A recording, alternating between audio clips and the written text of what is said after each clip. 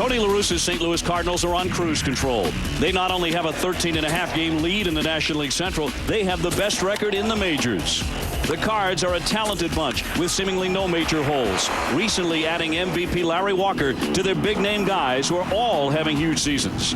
Albert Pujols, Scott Rowland, and Jim Edmonds anchor a powerful lineup boasting 154 home runs, good for 4th in the National League.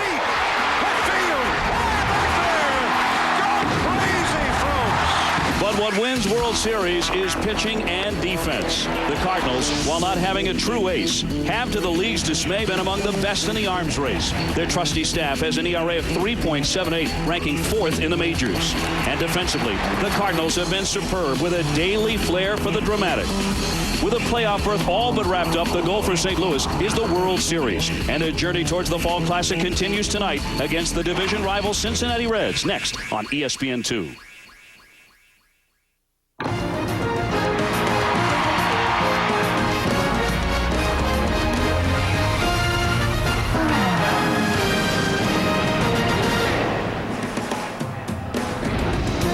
An unusually mild and comfortable summer in St. Louis, Missouri. The great weather and the play of their beloved Cardinals has made this a magical season in this wonderful baseball town. The Cardinals home after a week on the road, and that week away did nothing to slow down the Cardinals' runaway freight train. They remain the best team in baseball. It's going to be fun to see if St. Louis or the Yankees wind up as the #1 team in the game by season's end.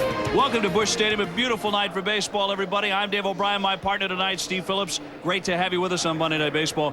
As good as the Cardinals are, Steve, they're not a team without some imperfections. However, no argument at all about who has the best lineup, the best everyday lineup in baseball, especially the way Rowland and Pujols are swinging the bats. Well, you talk about the St. Louis Cardinals, you have to mention in the same breath Scott Rowland and Albert Pujols. They're both having MVP-type seasons.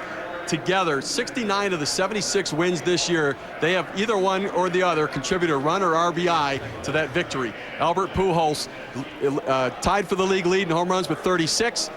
87 RBIs, 99 runs scored at 24 years old, arguably one of the best right-hand hitters in the game. Scott Rowland right now is a two-way player. He's the best two-way player in baseball. He can impact the game on offense and on defense. A career best 328 batting average, 28 home runs, and 102 RBI this year, and he throws the leather around on defense out there, going after his 6th Gold Glove Award for the National League. These two guys contribute a lot with the bats and in the field, but they are professionals. They show up to play. They play to win, they play hurt, and they lead this very, very good St. Louis Cardinal team. You know, St. Louis had a murderer's row even before Walt Jocketty, the general manager, went out and got Larry Walker, the 1997 National League MVP. I really think he blindsided the National League. They were not expecting Larry Walker to land here of all places. However, for the rest of this regular season, not that important, but that left-hand bat in the playoffs is going to be exceptionally dangerous. Absolutely. When the Cardinals didn't make a deal at the trade deadline, everybody said, that's okay. You know what? We don't want to mess up a good thing. The chemistry's good here. That's flawed thinking. When everybody else is making a deal and you're not, they're closing ground on you. This trade for Larry Walker impacted the Cardinals in a lot of different ways. They're a better offensive team with MVP caliber offensive player Larry Walker. They're better defensively because he has 7 Gold Glove awards. He's a great base runner. Their bench is stronger because Reggie Sander goes to left field. Other guys move to the bench. But you're right, the balance that they have with this team right now, Jim Edmonds and Larry Walker from the left side and Pujols and Rowland from the right side, they match up because they're going to face an awful lot of teams with all right-handed starting pitching. Very, very strong offensive club. My goodness, that's a whole lot of offensive firepower. Well, trying to counter that tonight for the Cincinnati Reds will be the giant home run hitter Adam Dunn. Now, he's on a pace right now to strike out more frequently than anyone has in 100 years of Major League Baseball, but he can also provide N2's most comfortable and mild summer on record in decades in St. Louis, Missouri. Busch Stadium, great to have you along. The Reds and the Cardinals coming up tonight. We'll talk about this house of cards, how the St. Louis Cardinals were assembled into this 2004 winning machine. A couple of wild rides coming your way. Who will finish first in the American League and National League wild card races? And a look ahead to the coming week in which so many series will affect the playoff picture. Yankees, Twins, Dodgers, Braves, Texas, Cleveland.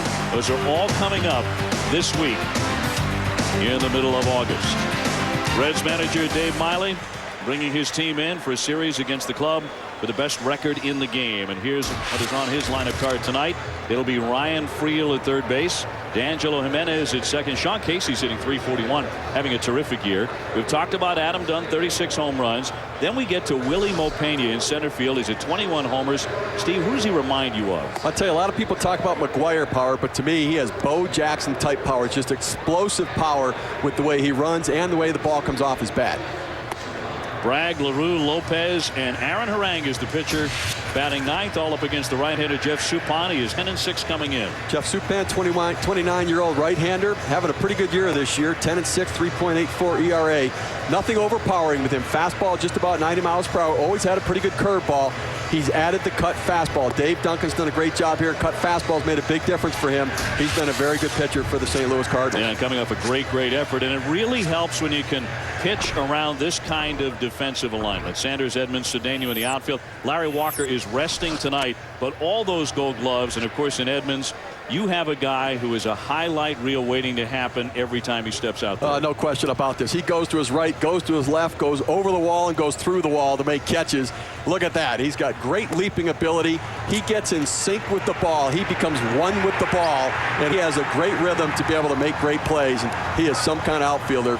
Very strong up the middle of the St. Louis Cardinals. That is a sick catch, and he has called it maybe the best he has ever made. And you're talking about 22 Gold Glovers now that they've added the 7 belonging to Larry Walker. Edgar Renteria with a couple. Matheny behind the plate, up the middle, as strong as it gets for St. Louis. Well, you're building a team. You want to build it with strength up the middle. Matheny had 256 consecutive games without an error. They're strong with Renteria and Womack up the middle and Jim Edmonds. I'll tell you what, this team is well constructed. Ryan Friel to step in. He's a .281 hitter with 1 homer, 21 runs batted in. And Suppan into the wind. His first pitch of the ball game on this Monday night is popped up. Foul territory and playable. Here comes Pujols. There's Matheny. Pujols will take it. Albert Pujols running is very difficult for him, Steve. He has plantar fasciitis there in that left heel.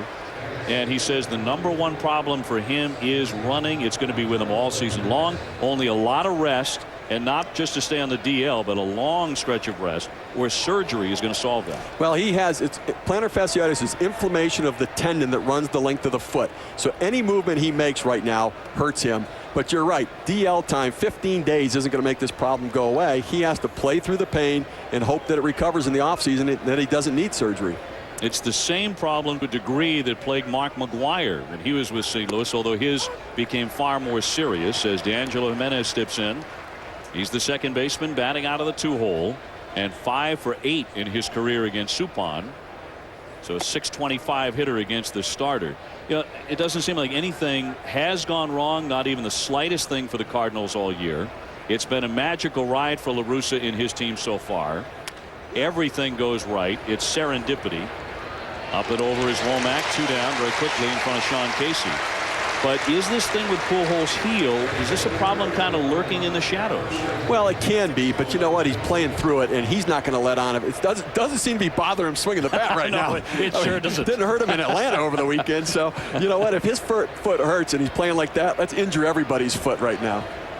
Well, all he did was hit 4 home runs in 3 games against the Braves over the weekend. So, you know, we should all have it. Yeah, exactly. We should all have pain in the heel like that. Here's Sean Casey now batting .341, 18 home runs. He was an all-star for the 3rd time in his career, and there's a bit of a shift on for him. On deck, Adam Dunn. Should Casey reach? No score, just getting started here in the first inning. Casey .341, and that means second in the National League. He is chasing Barry Bonds, who is at .353. You know, they have this big shift on, and it's unique because Casey is not your prototypical home run hitter. Usually it's the big power hitter, the home run guy that you put this significant shift on. He's not that kind of hitter, but he is pulling the ball quite a bit this year. So 3 infielders stacked up on the right side. That's in there for a strike from Suppan. Now 5 days ago, Suppan pitched one of the best games of his professional career. A 1-0 2-hit 8-inning shutout at Florida. In fact, he had the Marlins no-hit for the first 5 innings. And he's gotten the first 2 Reds very easily here. Ground ball up the middle, perfectly into that shift. Up and over for the out. Renteria made the stop. 8 pitches, 3 outs. Suppan off to a very quick start on a lovely night in St. Louis. Hammered the Braves last night on Sunday Night Baseball 10-4 to maintain baseball's best record. They're 76-40. Here's his starting lineup. It'll be Tony Womack at second, Cedeno in right, Pujols at first base. Scott Rowland has driven in over 100 runs, 102 now. Edmonds in center. Edgar Renteria at 295, and he's really starting to heat up. Well, you know, we talk about Rowland being the best two-way player in the game today. Edgar Renteria in the National League is the best two-way shortstop of the game. Offensive, defensive player, quality young shortstop. Sanders, Matheny, Suppan rounding out the 9 against Aaron Harang. The right-hander is 7-4. Statistically speaking, it's his best season ever. Well, look, you're quite in the trade with the Oakland A's. Last year, Cincinnati traded Jose Guillen. Harang, 90-mile-an-hour fastball, curveball, slider, a little bit of a changeup. He has to hit his spots to be effective. Tony Womack slumping as of late, hitting .288 as he settles in. And he looks at strike one. Friel, the third baseman, is drawn in to guard against the bunt. A nice crowd on a Monday night as the Reds are here for the series. Last time Cincinnati was here, St. Louis swept them.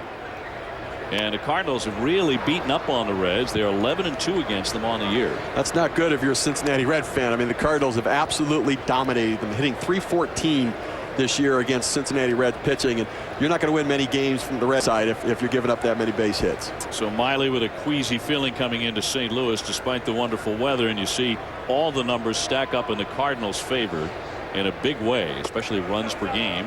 That's outside for a ball. And a count 1-2 on Womack. Roger Cedeno will hit next. Larry Walker usually hitting out of that 2-hole for Tony La Russa, but he is resting after playing yesterday. The 1-2 pitch bounced up to the plate. So Larry Walker with an evening off. He has been so warmly received, though, coming here to St. Louis. Before he ever got in the batter's box for the first time, got a huge standing ovation. Then in his first AB after the trade, he struck out and they gave him a louder ovation. Line drive and a base hit into left field. Womack is on with a sharp single over the head of Friel. Now we'll check out K-Zone with us every Monday night here on ESPN and ESPN2, and where this pitch was. Well, Tony Womack's not the most disciplined hitter in baseball. He likes to swing the bat, about a .330 on base percentage. But if he gets into a count where he's got 2 strikes on him, he's going to try to put the ball in play. And he just took the high fastball, poked it over Ryan Field's head at third base, had him in a little bit, and that's what speed does for you. Womack batting just .231 this month, but the Cardinals keep rolling just the same. In fact, Edmonds, Rowland, and Matheny, along Womack, talking about 4 regulars. They're all hitting below .280 for August. And Cedeno looks at a strike, and yet St. Louis here in the month of August is 10-3. Well, but part of that's because you have Pujols hitting .333 and Renteria .321, and you have Mabry .400, and John Mabry, who's been a role player on this team, he's not going to cover off the ball, and it's tough for Tony La Russa not to find him a spot in the lineup. Sure, John Mabry's been a good hitter for a lot of years, occasionally up and down, but he can put the bat on the ball. Very quiet hitter in there, good line drive guy, and a valuable man coming off their bench. Absolutely. And again, when you want to win, you need everybody to contribute. And Roger Cedeno in here right now has found a new home here in St. Louis, new life after leaving New York. Really struggled in New York. The fans got on him and came to St. Louis, and like a lot of players, has found a comfort level here that you don't find in other places. Cedeno, a .302 hitter, as that pitch is in the dirt, blocked by LaRue. You had a great anecdote. We were chatting before the game about your general manager of the Mets in 2000 coming to St. Louis in a playoff series, and the way the fans here in St. Louis, they hardly ever do this, but they were chanting something about the Mets which wasn't very pleasant for you to hear. One of the fans came up and knew we were with the Mets and apologized for their fans, and I said, don't worry, our own fans say that stuff about us. There's a pop-up into shallow left field. Going to be a tough play. Dunn coming on, won't get there. It's a base hit. Womack into second. So it drops in for Roger Cedeno, first and second, and nobody out. Well, not really the way that Aaron Harang wanted to start this day, heading into Murderer's Row right here with Pujols, Rowland, and Edmonds coming up with 2 men on. Fastball down and in, and Cedeno just kind of tried to fight it off and just bloops it into left field, kind of inside out to swing there, and Dunn overruns it, but no play on it. Now they have speed on the bases with the horses coming up. Now, if you're a starting pitcher facing the St. Louis Cardinals, you just pray you get those first 2 hitters. And then maybe you can pitch around one of the next guys if you have to. Pujols at .321 with 36 homers, tied for the major league lead with that man in left field, Adam Dunn. Nobody out, and the first pitch a breaking ball for a strike. Well, we talk about why Aaron Harang and the Reds fear the middle of this Cardinal lineup. And this is all that the St. Louis Cardinals have done against the Cincinnati Reds in their careers. Pujols, 19 home runs, 386 batting average, 20 home runs, 18 home runs. These guys hit the ball out of the ballpark against the Reds. The 0-1 pitch outside. Pujols, such a disciplined guy with that combination of terrific power but low strikeout totals. He's almost the perfect right-hander. There's 38 strikeouts the entire year. The set by Harang. He's in early trouble in the 1-1 pitch. Outside with a breaking ball, 2-1. That's really what makes Pujols such a remarkable hitter. I mean, to be able to hit for power, the reason power hitters strike out, they take big swings and they wail at the ball and they swing and miss sometimes. This guy doesn't swing and miss. He works the count. He rarely swings and misses at a pitch and rarely strikes out, as the numbers say. Womack and Cedeno leading. Here comes the 2-1 pitch, and now he steps off the rubber. Pujols has hit in 6 in a row, and despite the problems with that heel, in the month of August he's hitting .333 with 7 home runs. Now, St. Louis has baseball's best road record, let alone the best overall record. They've been phenomenal on the road. It is low on Pujols, and Albert is a major reason why. Here at Busch Stadium, he's not too bad. He's .306 with 12 homers. That's pretty good. On the road, though, .335 with 24 home runs. That's even better. Yeah. And Roland's in the same boat. Roland, in fact, hits 76 points higher on the road. It's amazing. It's uncommon. It's really a veteran team. Those are stats that mirror a veteran team. They can handle playing on the road. 3-1 pitch to Pujols. He's taking, and it's a strike. He did not trigger on that pitch. And it's 3-2. Let's check out where it was in K-zone here. Well, Albert Pujols will let you know when it's a strike that he wants to swing at. That's for sure. Down and in a little bit, but not what he was looking for. Looking for something maybe out over the plate a little bit more. You know, interesting, we have Jimenez kind of holding the runners a little bit here. You know, maybe with 3-2 he might start the runners. La Russa might, but you know what? You've got these big bats coming. They're going to swing the bat. Rolling up next. Then Edmonds, then Renteria. The runners go. Swinging a line shot to left. Dunn. It's going to sail over his head. Onto the track up against the fence. Womack is in. Cedeno coming around. He's going to score on a double by Albert Pujols. You are asking for trouble when you allow Womack and Cedeno to single. And Harang got a boatload of trouble. 2-0 St. Louis. Well, Aaron Harang does not have the type of fastball that he can pitch up in the zone with it. He just does not have enough velocity to get it by a good hitter. There aren't many fastballs that can get by him right there. Looks like he tried to throw a little cutter, got up in the zone, and that is in Albert Pujols' hitting zone right there. You are not going to get that ball by him. Yeah, I think Harang is fortunate that did not land about 450 feet from the plate. Well, right now he can't catch his breath because now he has Scott Rowland up the bat with 102 RBIs this year. 328, 28 home runs as well for Rowland. Goes after the very first pitch and swings right through it for strike 1. Rowland hit 2 home runs and drove in 4 last night against Atlanta to become the first National Leaguer to drive in 100 runs this year. Miguel Tejada has driven in 107, and Ortiz of the Red Sox has driven in 105. Here's the 0-1 pitch. Fouled straight back. Good rip. You know, we talked earlier about the years that Pujols and Rowland are having, and Rowland with 16 game-winning RBIs, leading all of baseball right now. Second in the National League is Albert Pujols with 14 game-winning RBIs. These two guys just absolutely put it up, and the game's on the line. Look at this, 390 with men in scoring position for the top RBI man in the National League. That makes perfect sense. Pujols 360 in those spots. He just doubled in 2. He tried to hold up, and Rowland strikes out. That is a rare bat at bat for Scott Rowland. He fans. That's out number 1. And now defensively, a look around what is backing up Aaron Harang tonight. I'll tell you what, Adam Dunn in left field is going to be worn out. All 3 balls that have been hit in his direction, either in front of him or over his head. Well, that might be intentional. I don't know. But, you know, listen, a lot of young players out there right now for the Cardinals learning to play the game. D'Angelo Jimenez has played excellent second base for them, making the transition from shortstop, had a 49-game consecutive errorless streak. and he has really come into his own playing second base for the Cincinnati Reds. Here's Edmonds now. He looks at a strike. Jim hitting .298. He's homered 31 times, and he's driven in 80 runs. So Pujols, Rolen, Edmonds, all having tremendous years in the heart of the most dangerous lineup in the game. Really, Edmonds is having a mediocre month of August, though, after a spectacular Player of the Month July. He hit 13 home runs in July. He's hitting .278 here in the month of August. Well, he's some kind of hitter. You know, you look at the way now that the Cincinnati Reds are defending Jim Edmonds. We know that Albert Pujols right now has a sore foot and is going to have trouble scoring. They have D'Angelo Jimenez playing very deep into right field right now because he knows that he can get to a ball and hold Pujols from scoring and still be able to get Edmonds at first base. Edmonds in the hole, the 0-2 pitch. He would not chase it up high. Pujols has just driven in 2 with a double.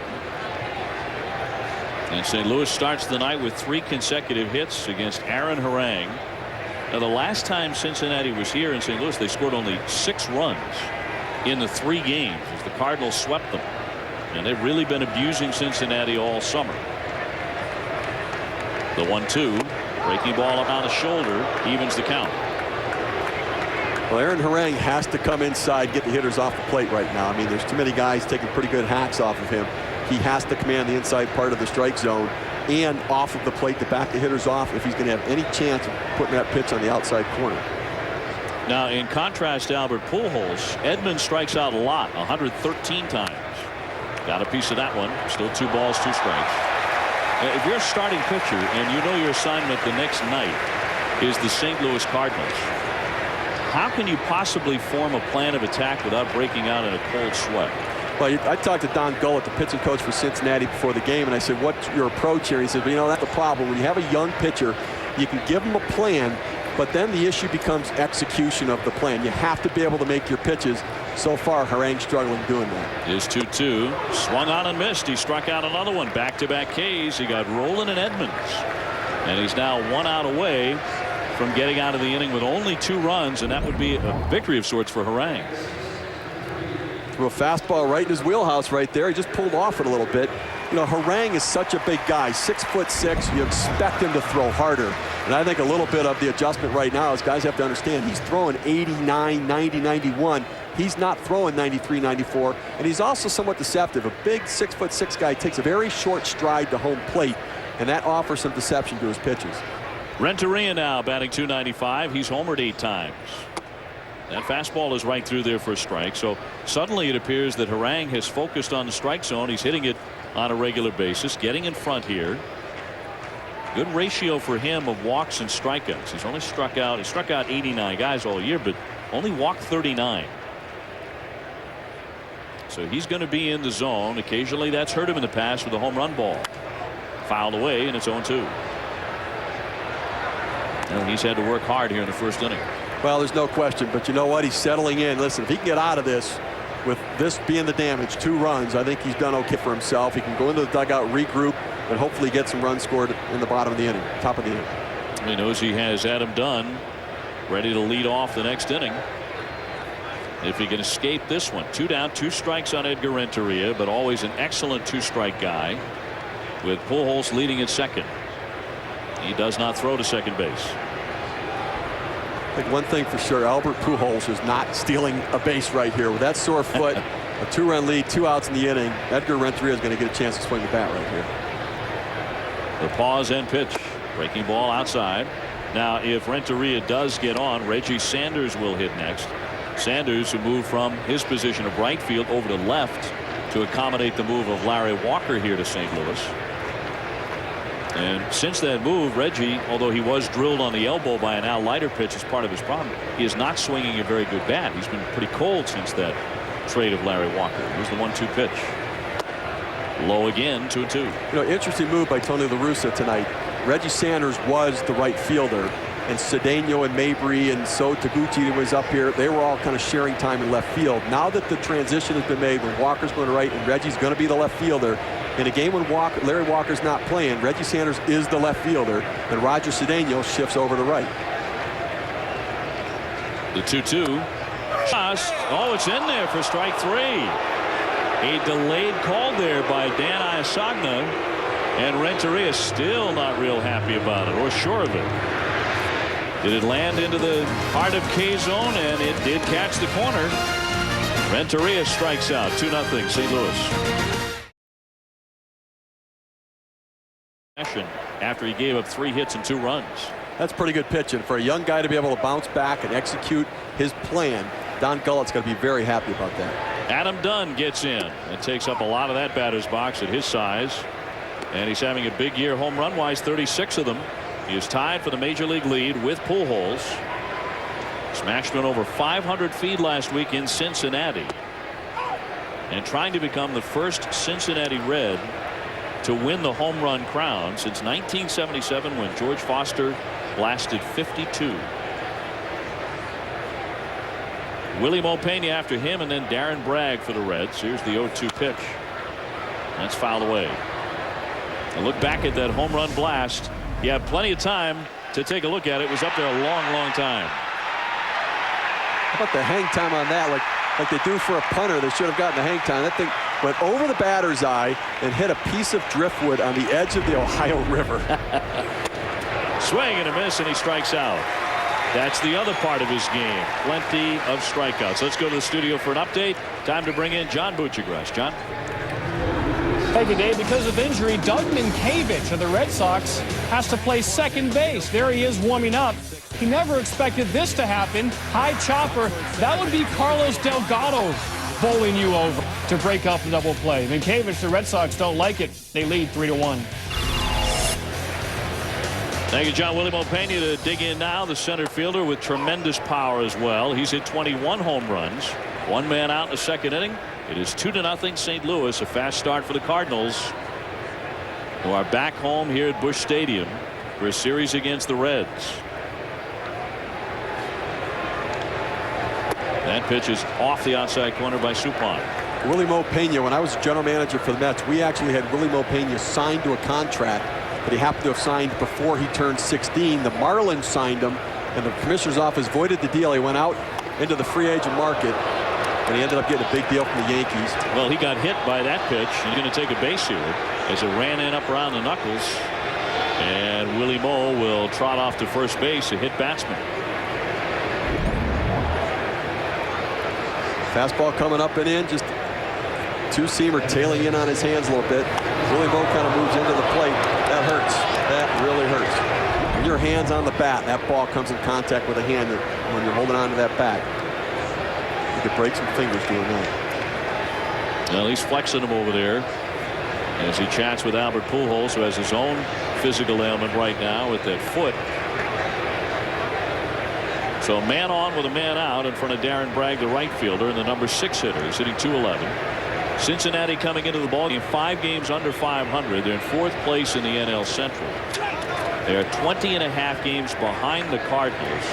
And Steve, that's after actually holding first place in this division as late as June 10th. Well, a lot of things went wrong for the Cincinnati Reds. Ken Griffey Jr. getting hurt.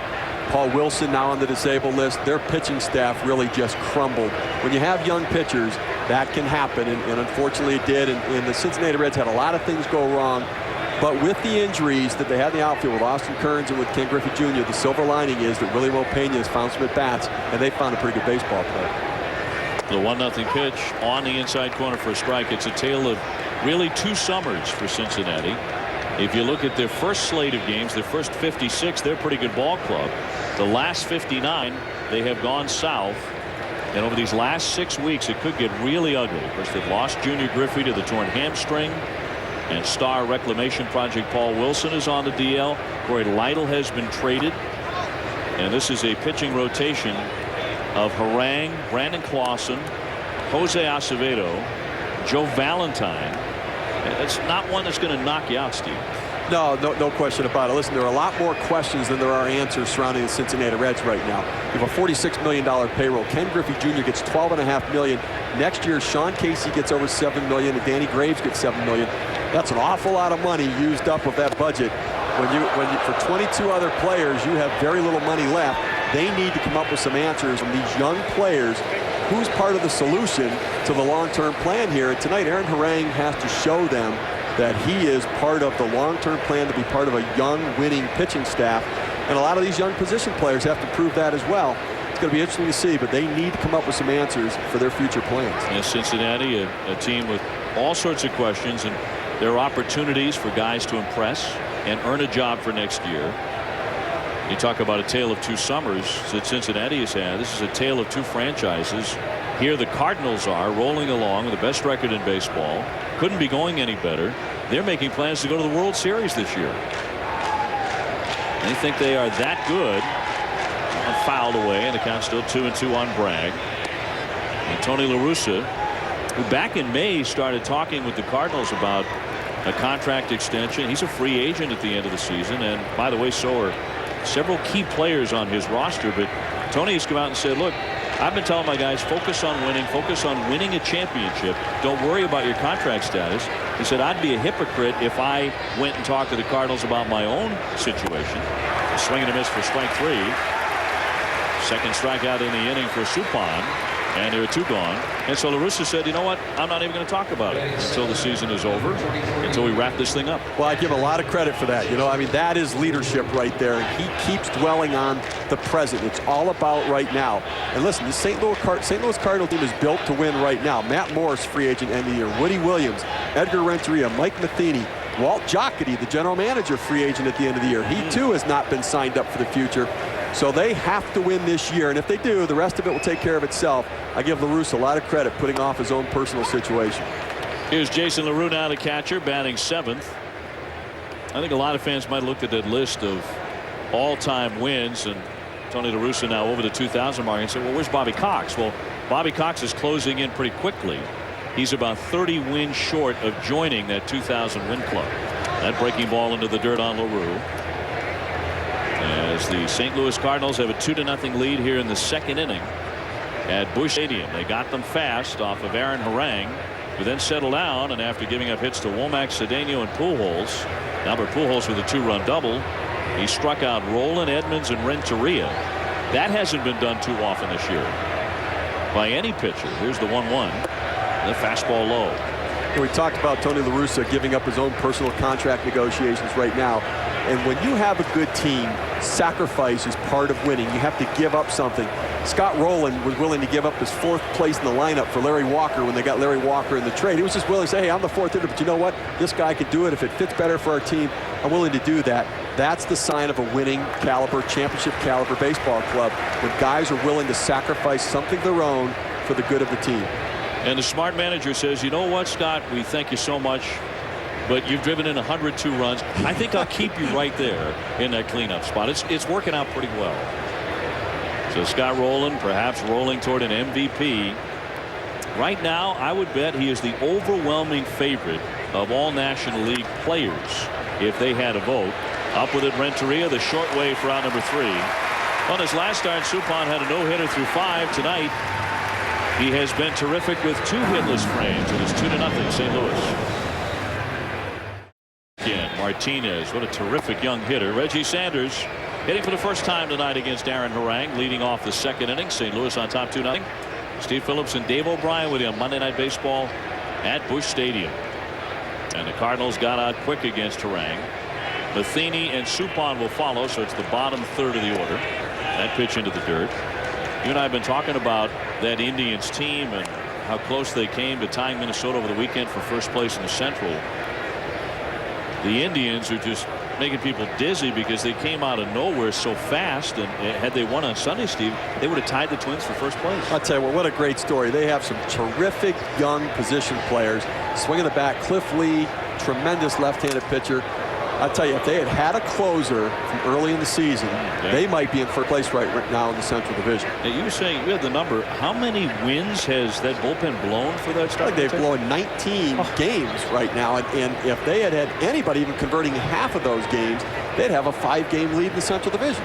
Well, they're 2 games back as of tonight, and they are 2.5 out in the American League wildcard race, which the Red Sox, the Texas Rangers, and the Anaheim Angels are all tied for first in right now.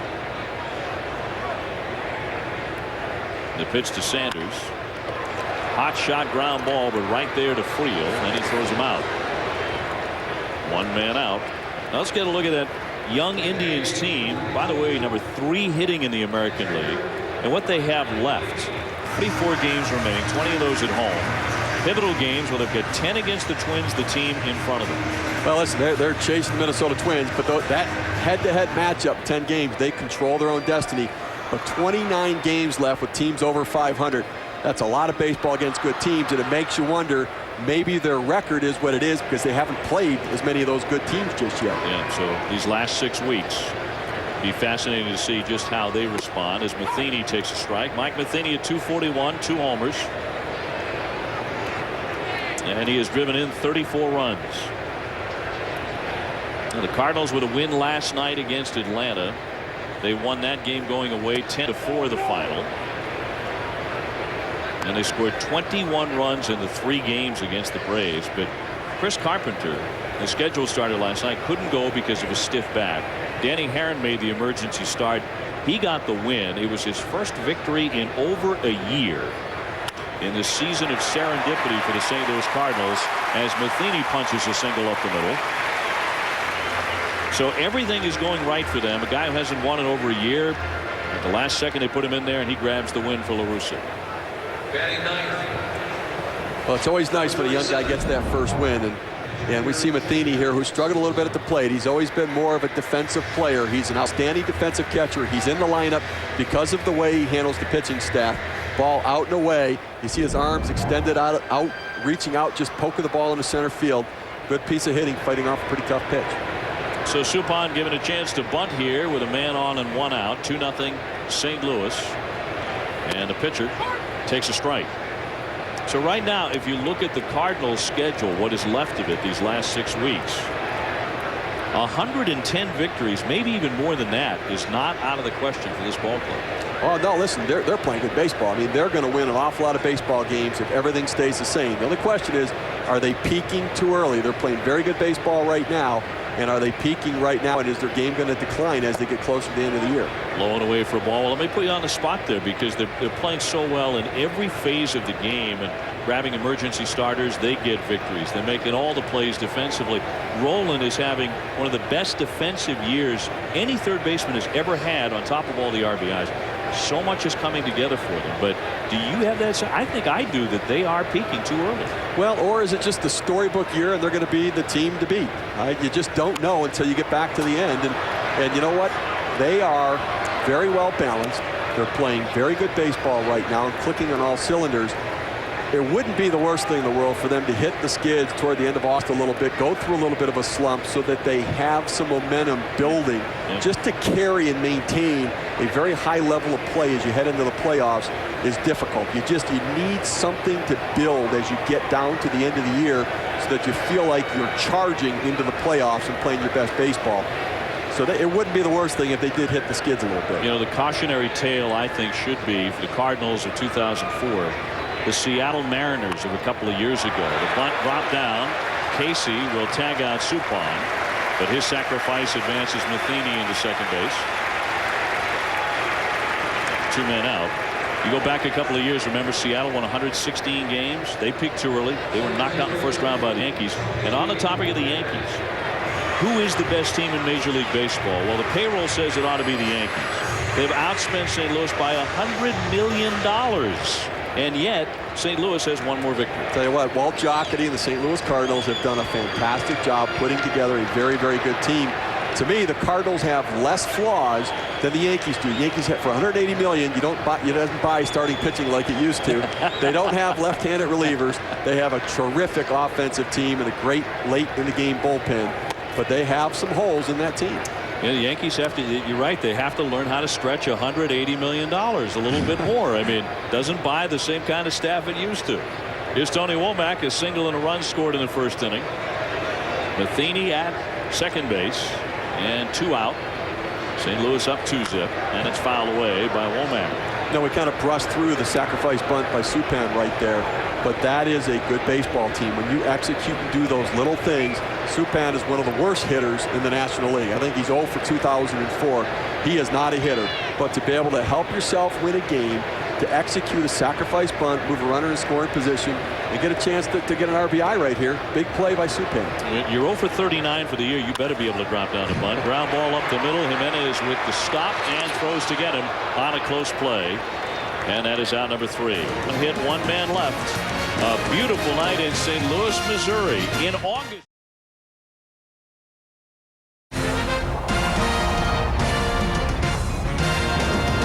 ESPN2's Monday Night Baseball, brought to you by Wagner. Be a super painter with a full line of Wagner Power Paint Tools. Paint fast, paint smart. ESPN2's Monday Night Baseball. Steve Phillips, Dave O'Brien with you from Busch Stadium, where the Cardinals lead it 2-0. And fans here in this town have been so entertained by this baseball team, and by the fact that it's been about 20 degrees cooler all summer on average in the average daily temperature than it normally is here, where it's absolutely sizzling during a normal summer. It's anything but normal, and the Cardinals part of that as they're running away with the National League Central, which was unexpected. They were supposed to be a middle of the pack team with their pitching staff. Anything but here in 2004.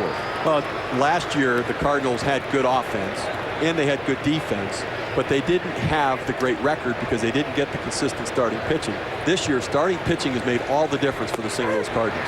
In there for strike 3, Felipe Lopez made quick work of by Jeff Suppan. Big hook there as he strikes him out with the breaking ball's 3rd strikeout. Well, Jeff Supan's always been known for that big downer curveball, and unfortunately Lopez didn't see that before, and strike 3. So that means Aaron Harang is going to have to swing the bat, and he does not like to do that at all. He is just 2 out of 60 in his major league career. He takes ball 1. You and I were talking about this before the game. Supan's last outing against Cincinnati, absolutely fascinating. It's fascinating because he was actually able to hang around for 4 2/3 innings. He walked a career high 10 Reds in that game. Gave up 6 runs. Wound up losing it 11-10. I just want to know how a guy stays in that long while walking 10. You've got to be a pretty good pitcher to have to keep you in there with 10 walks and 4 2/3 innings. Easy play for Rolen over to Pujols for the 2nd out. So nothing has been hit out of the infield yet against Suppan.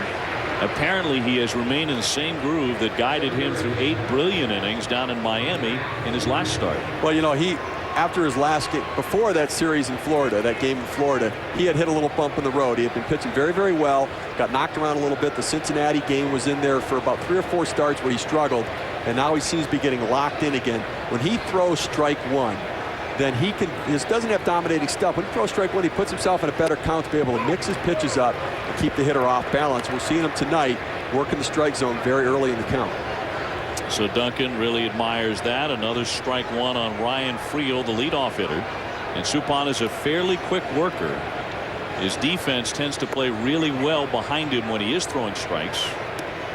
And how often that is not a coincidence in Major League Baseball. A guy who works pretty quickly and throws strikes, and guys are making diamond plays around him left and right. And is low for a ball, 2-1. There's something about that they also score runs for guys like that. When you get your team off the field and in the dugout quickly, they keep that offensive momentum going. You tend to get an awful lot of run support like that. Everybody wants to get in and hit as quickly as they can. 3 balls and 1 strike on Friel. Well, with the numbers that the Cardinals have put up against the Reds pitching, I could see why they want to get in the dugout quickly to hit, because they've been pounding the Cincinnati Reds pitchers. We had a shot of Matt Morris there, who's known to be a rapid-fire worker, getting the night off. This, by the way, the first 3-ball count of the evening for Suppan. Only 1 man has reached base against him. That was William Opeña, and he hit him with a pitch. That one lined down the left field line, and a fair ball. It'll bounce into the corner off the bat of Ryan Friel. He'll have a walk-in double, and he's the first man to have a hit off Suppan tonight for Cincinnati. Friel just stays back, takes that fastball from Jeff Suppan. Suppan's fastball tends to be a little bit straight. Hitters like to sit on that pitch, especially if he throws it up in the zone like he did to Friel right there. Dave Duncan added the cut fastball to Jeff Suppan because his fastball has a tendency to straighten out at times. That cutter wasn't a cut pitch right there, but that cut fastball that just runs across that same level plane but away from the right-handed hitter and into the left-hander has become really the pitch of the 21st century right now. Jimenez the batter, and he takes the breaking ball across the inside corner for strike. That whole process is very interesting because does a guy have to have thrown that pitch, at least played with a cutter once in a while in order to start throwing it at this level all of a sudden? They really don't. It's only about manipulating the baseball. Weakly hit. Womack with a backhand stop. Throws on to get him. And no harm done in the inning despite the double by Ryan Friel. He is stranded. Suppan still looking good. 2-0 St. Louis. Teams in baseball maybe in quite some time. The St. Louis Cardinals have a 2-0 lead over Cincinnati. Bottom of the third coming away from Busch Stadium. Roger Cedeno part of the early scoring for the Cardinals as he blooped a single left and came around to score on the Albert Pujols double. Pujols with 2 RBIs tonight. He's up to 89 and he waits on deck. The first pitch into the dirt on Cedeno for ball 1.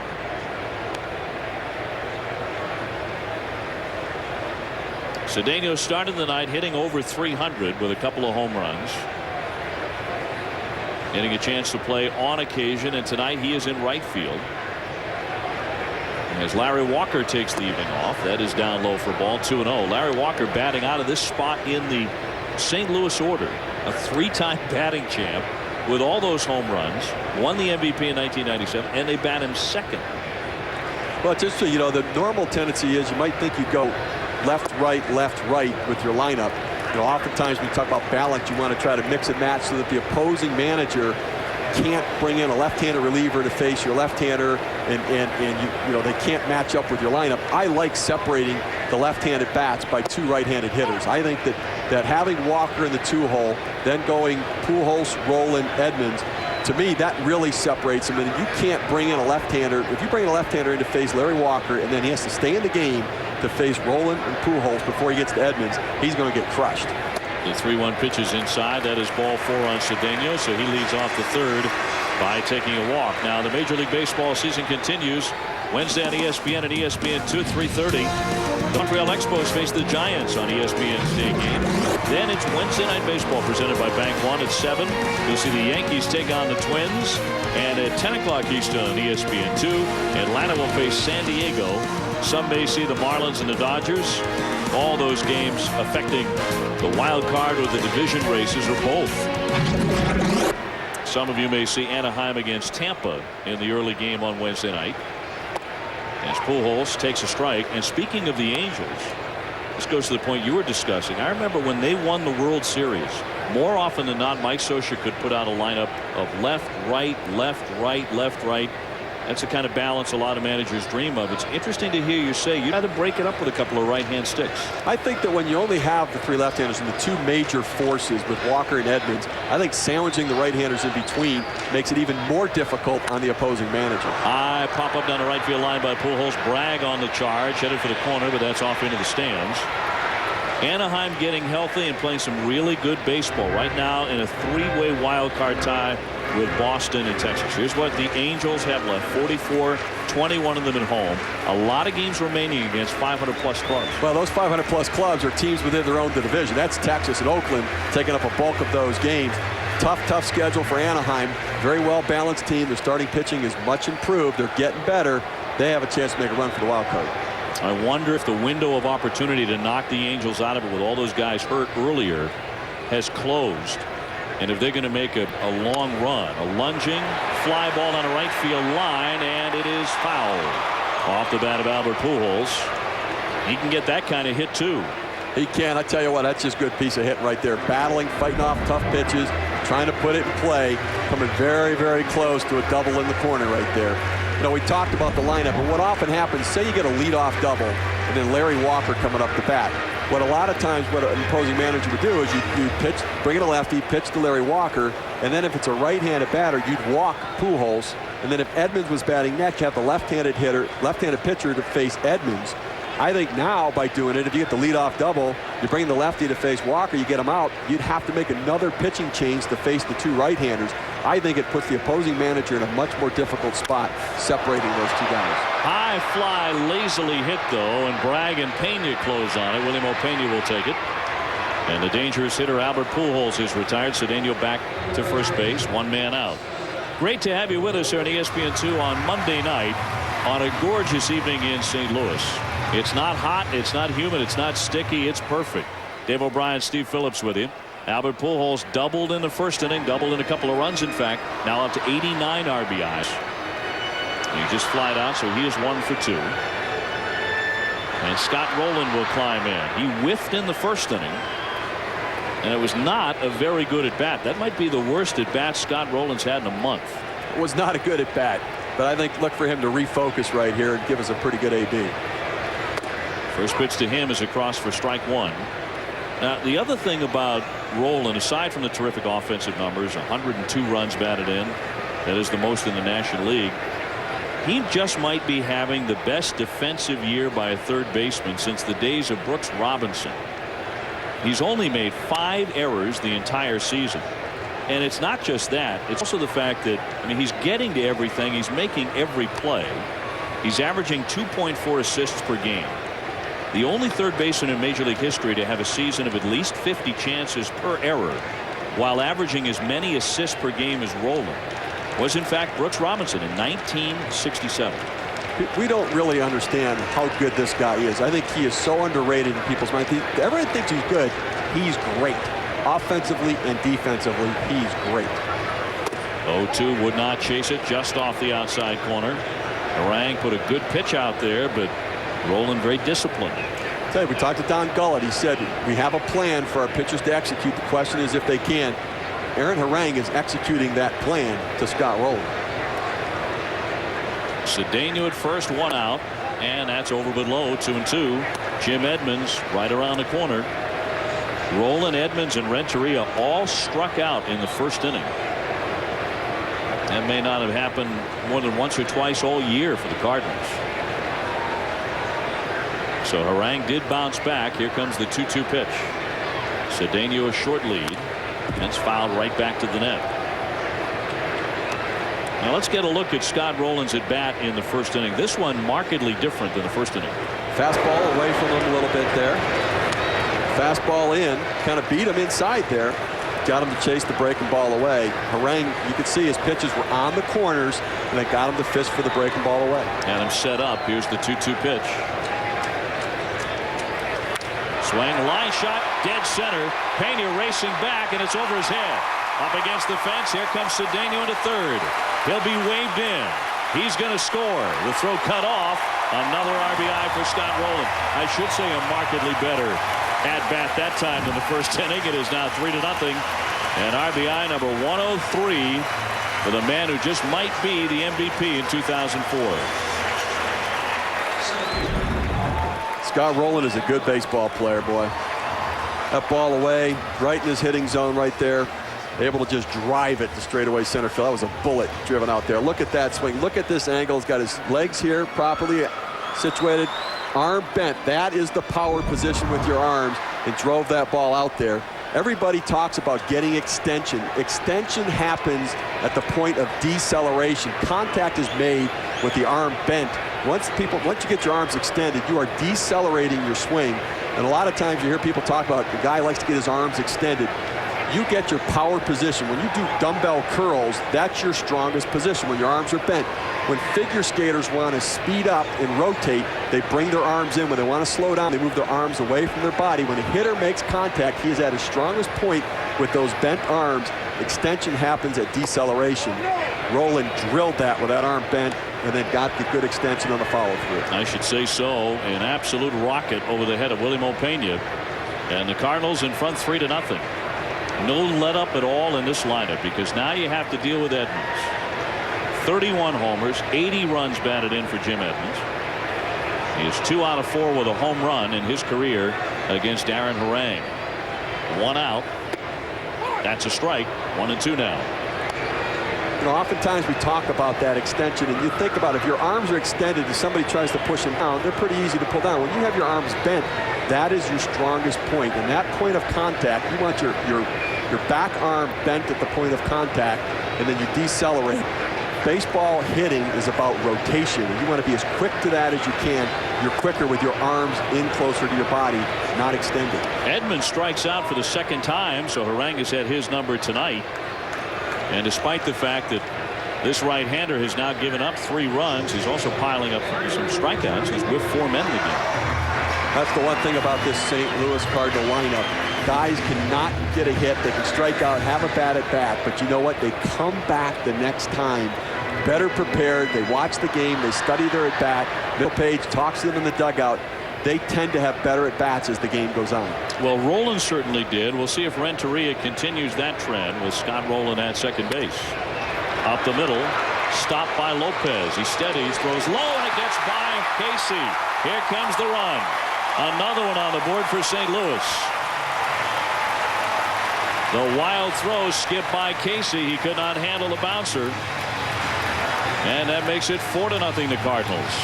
Well, this has been one of the problems with Felipe Lopez all year. He'll make the great play, but the routine play has been difficult for him to make. Had to range a little bit to his left. That's a play that the shortstop has to make sure that he moves his feet. If you're making throwing errors, it's not because of your arm. It's because you're not moving your feet and getting yourself in a good throwing position.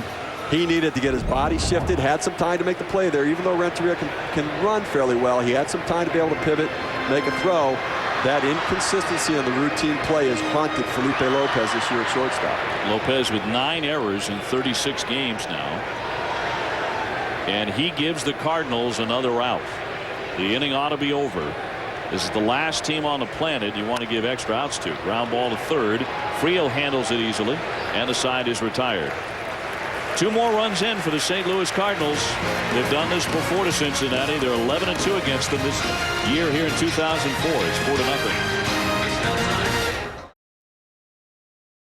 South Carolina, they come from all over the country to see their Redbirds play and to see performances like they're turning in tonight. A 4-0 lead over Cincinnati. Suppan has been very tough to hit. He's allowed only 1, and that was a double to Ryan Friel in the 3rd inning. Just Jeff Suppan's locked in right now. He's throwing strikes. He has command of all of his pitches. And when he can do that, move the ball around and change speeds, keep the hitters off balance, he's a very successful pitcher. Sean Casey rattles that one foul. Sean 0 for 1. He's grounded out to short. There have been a lot of problems with the Cincinnati Reds team since they were in first place 2 weeks into June. But Sean Casey has not been one of those problems. He's had an excellent year, hitting in the 340s with power. An all-star for the 3rd time in his career. Now he's 30 years old in the prime of his career. And having one of his better seasons, he hits it right into the shift. Womack is up and over for the first out. Another ground ball out there. Last night the Cardinals infield accounted for 17 ground ball outs. Well, here's another one tonight, 6 of them. Tell you what, Jeff Suppan has it locked in. We talked a lot about Suppan's pitches. He has a fastball just about 90 miles per hour, but he has that 12-6 curveball, the big breaking curveball. And we'll look at it here. He throws it at the top of the strike zone and drops it right down into the bottom of the strike zone. That is a very difficult pitch to hit, particularly because what he often does is he'll throw a high fastball, and then he'll throw that curveball off of the high fastball. He'll throw that curveball in the same spot as he delivered that fastball, and it breaks down out of the strike zone, down at the bottom of the strike zone. And with pitchers, it's about movement, velocity, and location, and deception. When you can throw a big curveball off of a high fastball, drop it at the bottom of the zone, you become unhittable. Dunn pops this one a mile into foul territory off third. And Rolen scoots over to the stands, but it's off into the crowd. You know, you're talking about the curveball and showing that 12-6 kind of break that Suppan has. I can't help but think, looking out to this mound here in St. Louis, about Darryl Kyle. And you talk about great curveballs and those vicious, sharp breaks. The former and late St. Louis Cardinal had one of the best ever. Oh, what a loss for them. Absolutely right. Known for that great curveball and for his competitiveness. They miss him here because he would be a great addition to this already very good starting pitching staff. I think the question that a lot of baseball fans still ask about the Cardinals, is this starting staff going to be good enough? Is it going to be good enough to take them deep into October? It's obviously been just fine through the regular season. They have the best record in baseball, so no complaints there. Dunn tried to hold up, and he could not. That's a strike. It's 2-2. Well, a lot of people talk about, you know, the postseason and everything else and what you can do in the postseason. You need starting pitching. If you can throw a big breaking ball like that for the postseason, you get any hitter out. You know, the St. Louis Cardinals don't have a Cy Young Award candidate. They don't have an all-star pitcher on their staff. They just have a bunch of grinders, guys who go out there every day, pitch and battle, keep the team in the game. You know, they're a lot like the Anaheim Angels were in 2002 when they won the World Series. That Anaheim Angels staff had Jared Washburn, Ramon Ortiz, Kevin Apier, Aaron Seeley, and John Lackey. Not any dominating pitcher, but 5 starting pitchers that kept him in every ball game and gave him a chance to win. Yeah, not a true number one. The 3-2 ripped down into the corner.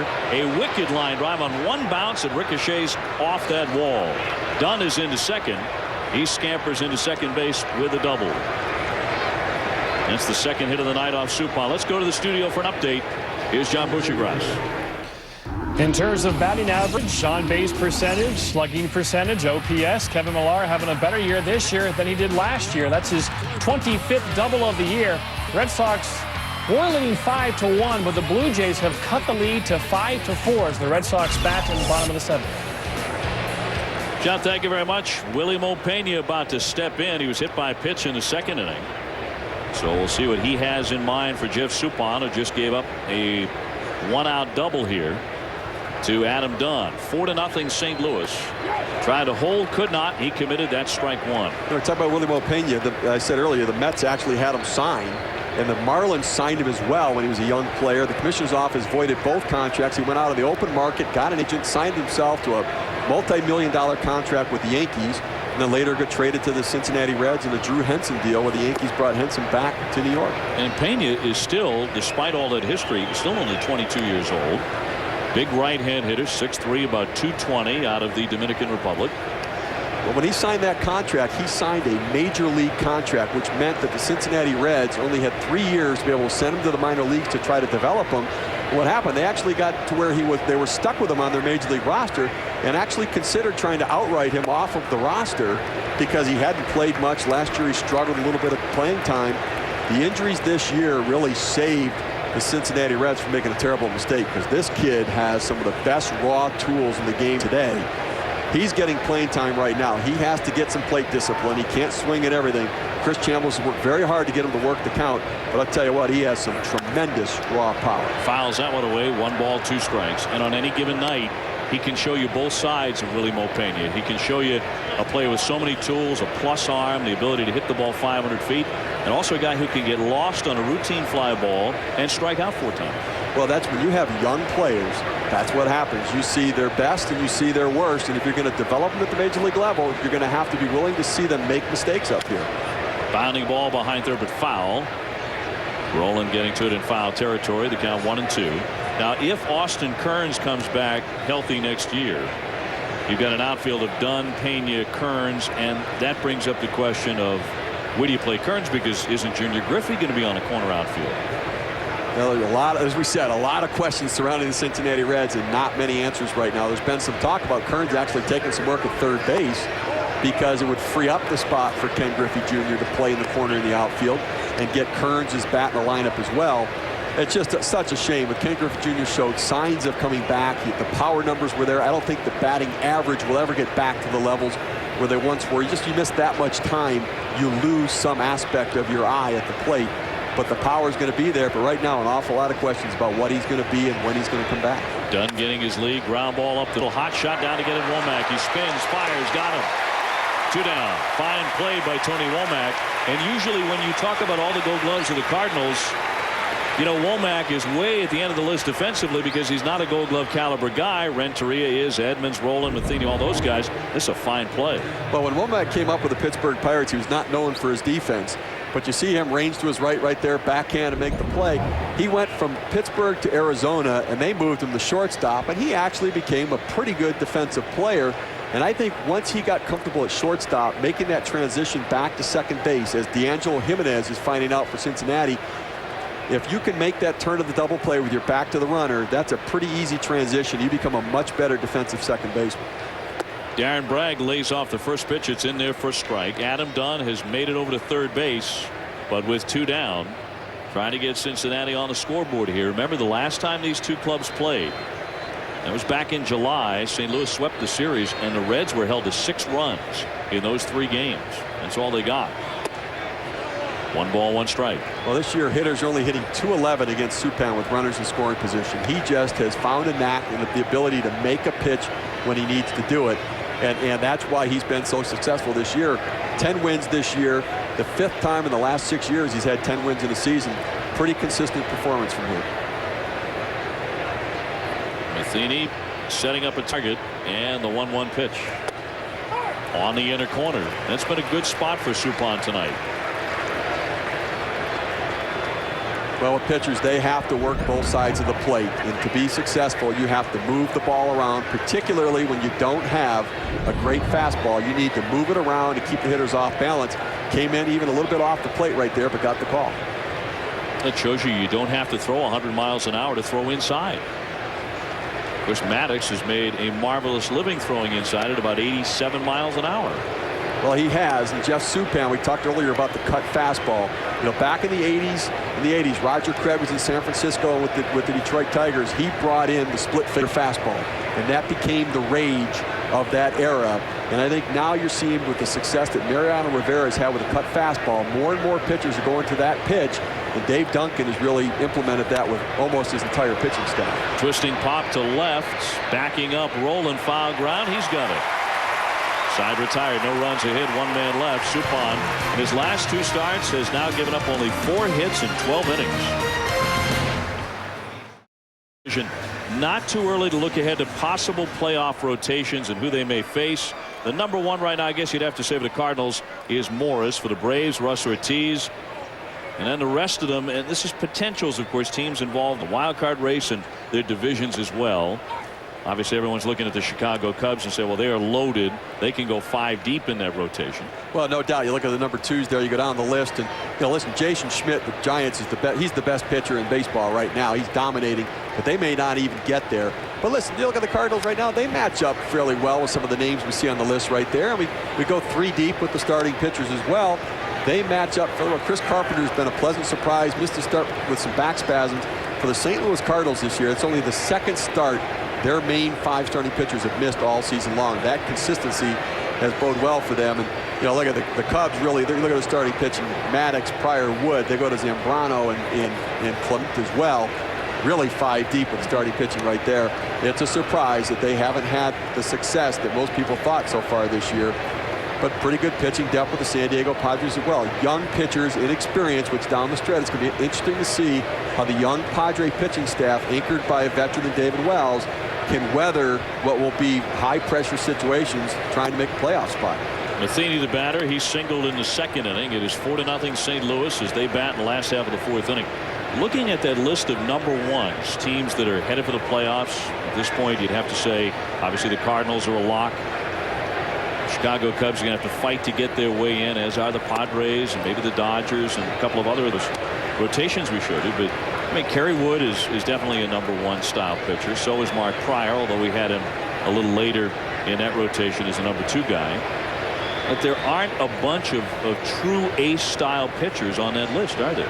Well, but I think it depends how you look at it. I think that the Cubs pitching, probably on other teams, those guys would be number 1 starters, probably 4 deep. Sure. Base hit from Matheny. He's now 2 for 2. I'm talking about the Chicago Cubs. We'll see what they have left in this last 6-week span of the season here. Games coming up right now, tied for the wild card lead. 45 remaining.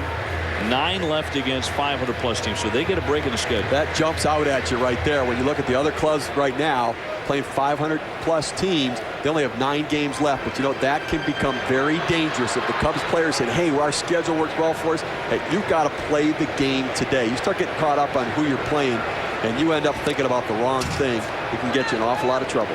Suppan put down a nice sacrifice bunt in the 2nd inning. He's trying to do the same thing here, but not real happy with his effort on that first foul ball. Concentrating on the St. Louis squad, and if they only go 3 deep or 4 deep, if that's all La Russa takes as far as the starters in the first round of the playoffs, they've got a major question facing them as far as who they leave off that list. Is it going to be maybe even a Matt Morris? We had him as the number 1 guy, as their top pitcher on the staff, and in terms of experience, I guess you could make that argument, but he's not having a great year. Other guys on the staff having a much better year. Well, Matt Morris has 12 wins, but he's been very inconsistent. He's had a good outing and a bad outing, good outing, bad outing all year long. That struggle has been a big part of the question in this pitching staff. They've been carried by the 3, 4, and 5 starters on their staff. As the numbers indicate, Supan, Carpenter, and Marquis, 34 wins between the 3 of them. They've had good pitching from everybody, but the back end of the rotation and that consistency 1 through 5 has been the difference maker. Matt Morris may not be part of that top 3 pitchers for the St. Louis Cardinals. I think you're right about that. And then it brings up, as the pitcher strikes out, Supan, bunting that one foul for strike 3.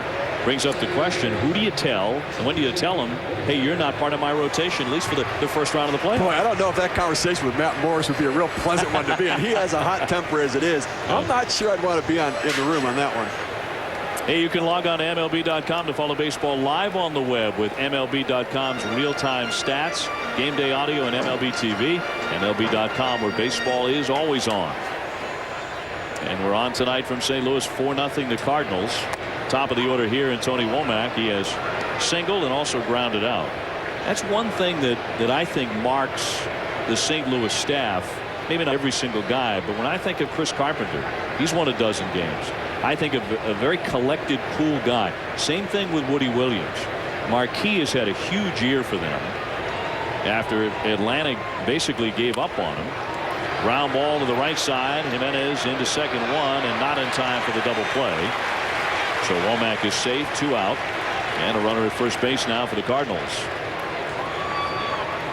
And a pretty good turn here up the middle for Cincinnati. Well, Womack can run a little bit. Ground ball. D'Angelo Jimenez gets set, quick feet. Felipe Lopez, pretty strong arm, got to the bag early. No chance there. He really should have eaten that ball, just gotten out of the way. He didn't have a chance, and why risk throwing it away? Cedeno to hit now. He has reached base twice and scored both times. A single and a walk for Roger Cedeno. And again, if you're looking for Larry Walker tonight in the St. Louis Cardinal lineup, he is not in there. Not injured or anything. He is just resting after having played yesterday. And after the game late last night in Atlanta, the Cardinals got on the charter and made it here for tonight's game against Cincinnati and St. Louis. Well, it's a smart move, I think. You know that Larry Walker's been bitten by the injury bug a number of times. He needs to be pampered a little bit. You need to protect him from pushing it too much. Don't push him now. You got him to help you down the stretch and in the playoffs. Make sure he's able to go to the post when you need him. Well, Walker doesn't have an ailment like Nomar Garciaparra's Achilles was while he was with the Red Sox. Then there was controversy when he was traded to the Cubs about, how long would he be able to play in the second half had he remained in Boston? How many times he'd have to step out of the lineup? And he comes to Chicago and he says he's just fine. That seemed to be a disagreement, or at least miscommunication, between the Red Sox and Nomar Garciaparra. But Dusty Baker came out and said, I'm going to rest him quite a bit if he needs it, and get him out of that lineup to make sure he's healthy come October. The way you look at that, when you have a player who's dealing with a nagging injury, you want to get the best player for the most number of games possible. But if you start running a player out there who's injured, you start getting diminishing returns, and there's no sense doing that. You want to get him at his strongest and best, most productive state for as many games as you can. Sometimes it means he needs a day off. Inside on Cedeno, 2 balls and 2 strikes. Now, as a former general manager yourself, do you go to your manager? He wants to win. He wants to play the best guy he can. In the case of Garciaparra, say, hey, look, we have to have a plan in place now that we have Nomar. We need to rest him this day, this day, this day. Most managers understand that. I think most managers understand that you need to work that and have that balance. The throw, the tag, out at second base. Tony Womack cut down on a nice throw by LaRue as a fine arm. And the side is retired. No runs, a hit, and nobody left. It remains St. Louis 4 and the Reds nothing as we move on to the 5th. You can log on to ESPN.com and vote for your favorite moment in our network's history. The results will be revealed when the Red Sox and White Sox meet on Sunday Night Baseball, presented by McDonald's. Steve Phillips and Dave O'Brien with you from St. Louis. 4-0 the Cardinals. That one ripped but caught by Renteria. 1 pitch, 1 line drive, and 1 out as LaRue is retired. When you're a Gold Glove shortstop, sometimes you know just where to stand, right? Quite often, I think, in Edgar Renteria's case. Now, he's going to be a free agent at the end of the season. And I think it brings up the question, the Cardinals have not been able to sign him during the season. Some maintain that maybe that was affecting his performance early. Right now he's hot as they come. He's playing great baseball, but will they be able to retain the services of Edgar Renteria. There are going to be a lot of teams that want him. Here's Lopez. He struck out in the 3rd inning, 0 for 1. Well, absolutely. I think this winter you're going to see in the free agent market Nomar Garciaparra, Edgar Renteria, and Orlando Cabrera. 3 quality shortstops out on the market. Bill DeWitt, the owner here for the St. Louis Cardinals, went to Renteria and said, "You're a priority for us to sign." But Renteria said, "You know what? I just want to play baseball right now. I don't want to sign a contract. I don't want to negotiate." He took the lead from the manager, Tony La Russa, said playing the games right now is more important. Plus, I think he was a little bit offended because he struggled early in the year, and when he wanted to negotiate, there wasn't somebody sitting on the other side of the table. So he's going to wait and put it off, I think, in a better position. Cedeno in, makes the basket catch in front of him as Lopez is retired. 2 down. We've been talking tonight about how the St. Louis Cardinals, this house of cards, was built. 10 players acquired in trades, 11 through free agency. Only 4 on the list are homegrown players on this roster, which is a fairly low number, I guess you could say. Walt Jocketty, you cannot deny he's made some brilliant trades as the general manager of this club, and most recently Larry Walker's acquisition. Well, no, that's absolutely true. I think that when you look at that many players acquired from outside the organization, that's an awful lot of decisions. The quantity of decisions is so substantial, and they've been right far more than they've been wrong. And I think Walt Jocketty will be quick to credit Bob Gebhardt, former general manager for the Colorado Rockies, one of his closest assistants, and Jerry Walker, former GM for the Detroit Tigers. Those guys have been in his ear helping him make all those decisions. Renteria on the money. 1, 2, 3 they go. Suppan continues to roll. He's allowed Cincinnati only 2 hits in the ball game. We're at the midway point, and the Cardinals lead it by 4. Seasons has pulled off some huge trades around the deadline and before or after. Larry Walker right at the deadline this year. Hey, it's one thing to make a trade to bring in somebody to help your team. Those are impact players right there. That's just not any commonplace guy to help your club. Those were studs that he brought in major acquisitions. You bring in somebody of that caliber, and it changed the whole dynamic for your team as you head down the stretch. Well, I think this trade for Larry Walker is going to be less meaningful for these last couple of months of the regular season than it will be in October in the playoffs, where his left-handed power could just change entire series against teams that have predominantly right-handed staffs. I mean, most staffs are that way anyway. But you look at some of the teams that he's likely to face or could face in the playoffs. And look at the staffs like Atlanta's with Ortiz and Wright, the Dodgers with Weaver, Lima, the Cubs with Pryor, Wood, and Maddox, Zambrano for that matter. San Diego has Peavy and Eaton and Lawrence. And even the San Francisco Giants, obviously, with Schmidt. Did a little research today, though, against all of those guys, the right-handers we just talked about. He's only a .267 career hitter. Playoffs are a different matter, of course. And one big fly can change the whole thing. But it's not like he's eaten all those guys alive. Still, you know that's the major reason he was acquired. Well, I think he was acquired because he's Larry Walker and he puts up those kind of numbers. I think the residual impact is that he gives them better balance. But regardless of the production that he's given in the past, what he does to the manager in the other dugout with his presence in the lineup and how it impacts the guys around him in the lineup, to me, that is the greater benefit. Even if he's only hit .267, he is Larry Walker, and it changes the way the pitcher on the mound thinks about him, and it changes the way the manager in the other dugout just makes decisions about his pitching change during the course of the game. That's why they brought Larry Walker in. Larry's sitting tonight, at least for now. Albert Pujols playing, and he's doubled in a couple. 1 for 2 with a 2-run battle in the first inning that he won against Harang. He's now up to 89 runs batted, and he's hitting 7 in a row. Cedeno getting the lead at first base, and Harang's pitch outside for ball 1. But Roger Cedeno's doing everything they want him to do right now. Getting on base 3 times tonight, a base hit, 2 walks, showing patience. Roger doesn't run like he used to. He stole 66 bases with the Mets, set the Mets record in the past. He stole 55 with the Detroit Tigers. He doesn't run like he used to. The body's filled out. He's gotten a lot thicker, but he does at least represent some threat over there. It'll be interesting to see how closely they hold him on base if Harang's distracted by him at all. The 1-0 pitch, a breaking ball, and he got fooled a bit on that. Checked his swing, and it's in for a strike. 1-1 on Pujols. Albert right now tied for the major league lead with Adam Dunn of the Cincinnati Reds, who's playing tonight in left field.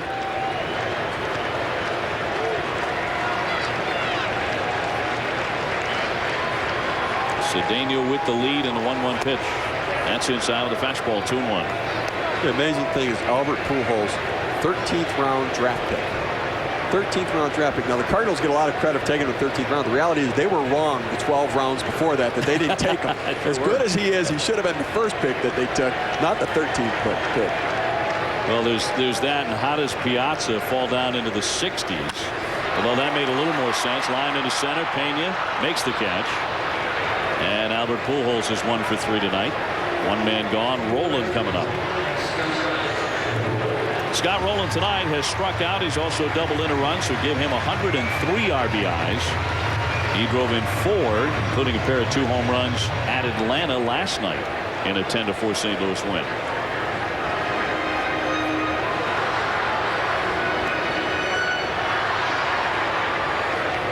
So Scott Rolen having an MVP kind of a year. It's been that way since opening day for him. And when you talk about Rolen's full menu of skills, the great defense, the base running, all the power he has shown, the high batting average, consider he's doing it in the clutch as well. He has 16 game winning RBIs. That is the most in the National League. And when you're talking MVP, Steve, you have to look for that kind of a number. Absolutely. Do you deliver when your team needs it and the game's on the line? And he has done that both on offense and on defense this year. That's why 2 years ago Tejada, and there were guys who had better numbers in the American League, but that's why Miguel Tejada was the MVP for the Oakland A's. He did it when he had to in big clutch situations. 1 ball and 1 strike on Rolen. You know, as the MVP, you're talking about the impact you have on your team's results, and he has impact on both sides of the ball, and what he does on defense is so underappreciated in the game today. I'll tell you what, you ask his pitching staff who's the MVP, they're going to point to Scott Rolen. Well, this is why that as you look at his 25+ home run seasons, and another one brewing here with 28 of them on a campaign, he is more valuable to his team's success than Albert Pujols is on the St. Louis team, at least so far, and I think Barry Bonds with the Giants. Even though, yeah, the Giants probably wouldn't be anywhere near as good as they are if you remove Bonds from that equation. But Rolen does it defensively as well as offensively, unlike those two. Outside, 3 balls and 1 strike. And not to say either one of those guys, Pujols or Bonds, are bad defensive players. They're not. And in his past, Barry Bonds has been a brilliant left fielder. One of the best ever defensively. But those days are long since past. That's right. He does not have the same kind of impact on the game on the defensive side of the ball right now. But you know what? He is about as substantial an offensive player as there is in Major League Baseball. There's no question. As in the history of the game. Yeah. Swung on and missed, and the count 3-2 on Rolen. Jim Edmonds will bat next. 1 out here. And Cedeno at first. Arangagaya has 7 wins coming into tonight, but the bullpen has not done a good job backing him up. He probably ought to have 10 wins by now. The Reds bullpen has blown a lead for starter 21 times this year. 3-2 runner goes, and it's fouled away by Rolen. Well, it's really been a struggle for them. A lot of young pitchers in the bullpen, and when you have young pitchers out there that come in a game in pressure situations, the tendency is to overthrow. Don Gullett said we're to have a hard time getting these young guys to control their emotions and not overthrow their pitches, whether it's their fastball or their breaking ball. They've really struggled out there in the bullpen, and you see the numbers right there. You're not going to win many games with a 5.04 earned run average coming out of the pen. Arang again from the stretch, and Cedeno to be taking off. There he goes, and it's rocketed foul. So very pesky at bat here for Rolen, who doubled in the 3rd inning and brought in his 103rd RBI.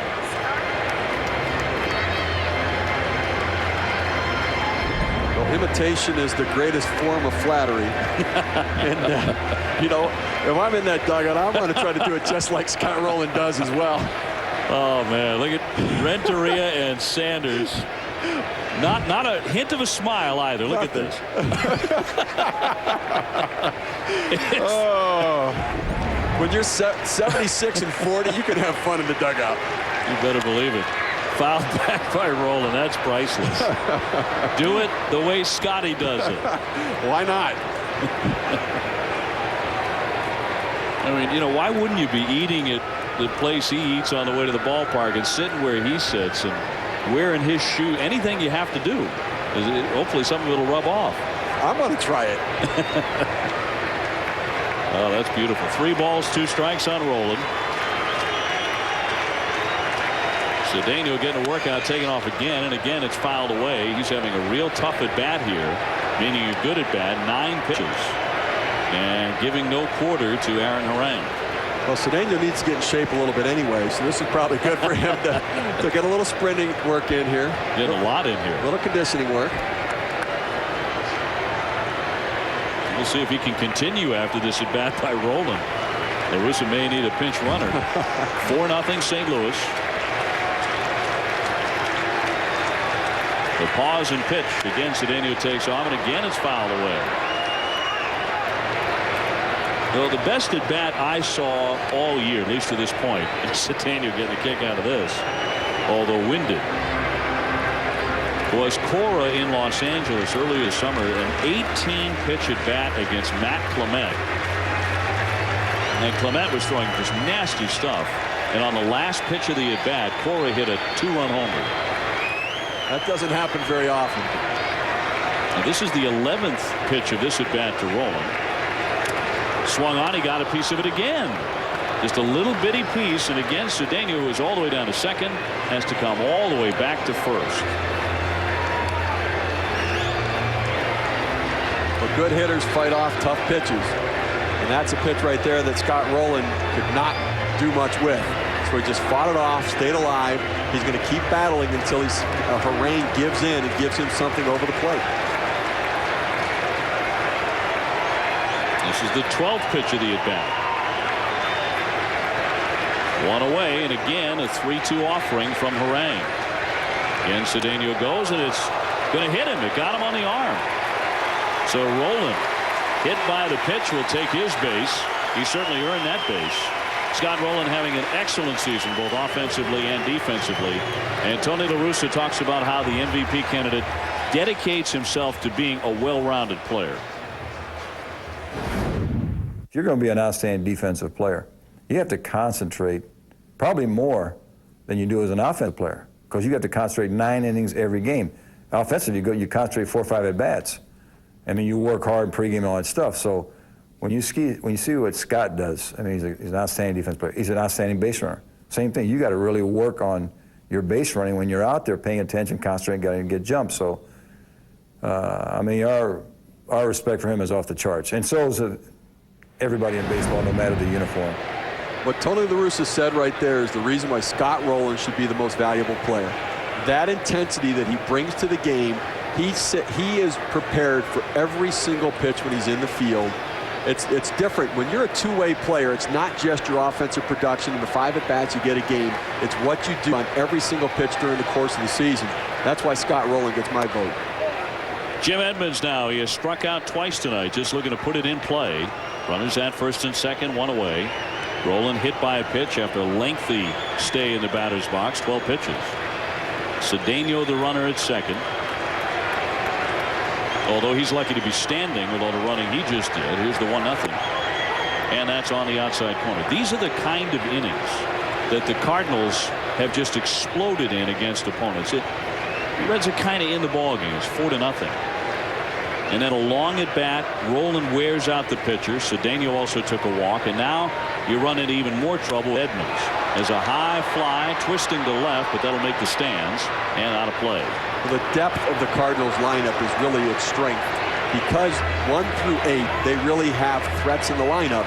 There's never an inning where the pitcher gets time off. They have to just keep going at guys. You have to keep making pitches. You never get a break where you can say, okay, let me carve these guys up 7, 8, 9 in the lineup and turn it over, go get those guys. You can't do it with this lineup, and that's without Larry Walker in it. When you add Larry Walker and what he brings to it as well, they're that much stronger. Rolen still having fun with Cedeno and all the running that Roger has done. Up and in on Jim Edmonds. Cedeno covered 1,170 feet on Rolen's at bat. That's that courtesy of the great Marty Aronoff. 1,170 feet on the bases, and in the end he moved 90 feet. The 2-2 swung on and missed. He got him, and got him for the 3rd time in this game. Edmonds strikes out. for the third time, and they're 2 away.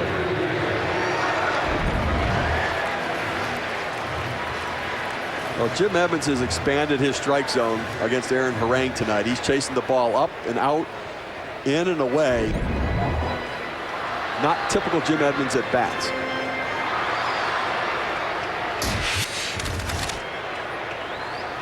Renteria now trying to salvage the inning.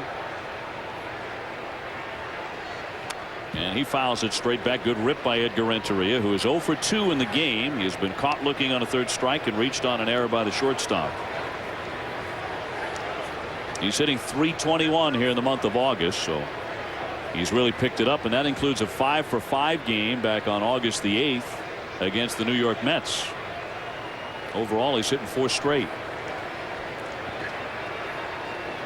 Reggie Sanders on deck. 4-0 the Cardinals as they bat in the 5th. Up the middle, hot shot, backhanded by Jimenez, and in time to retire the side. That wraps up 5. That's the view from inside the Busch Stadium scoreboard, looking out to the diamond, where the Cardinals are winning 4-0. Back in St. Louis, and what a night to be here. Temperatures in the 70s. It is just splendid. 4-0 St. Louis as the Cardinals look to add on to the Major League best record. The count of 1-0 on Ryan Friel, the leadoff hitter for Cincinnati. He's gone 1 for 2 tonight with a double. Now the Cardinals have scored 4 times on 6 hits. The other part of the story is the right-hander Jeff Suppan, who comes in 10-6, part of this very surprising, some would say overachieving Cardinal staff. A .384 ERA.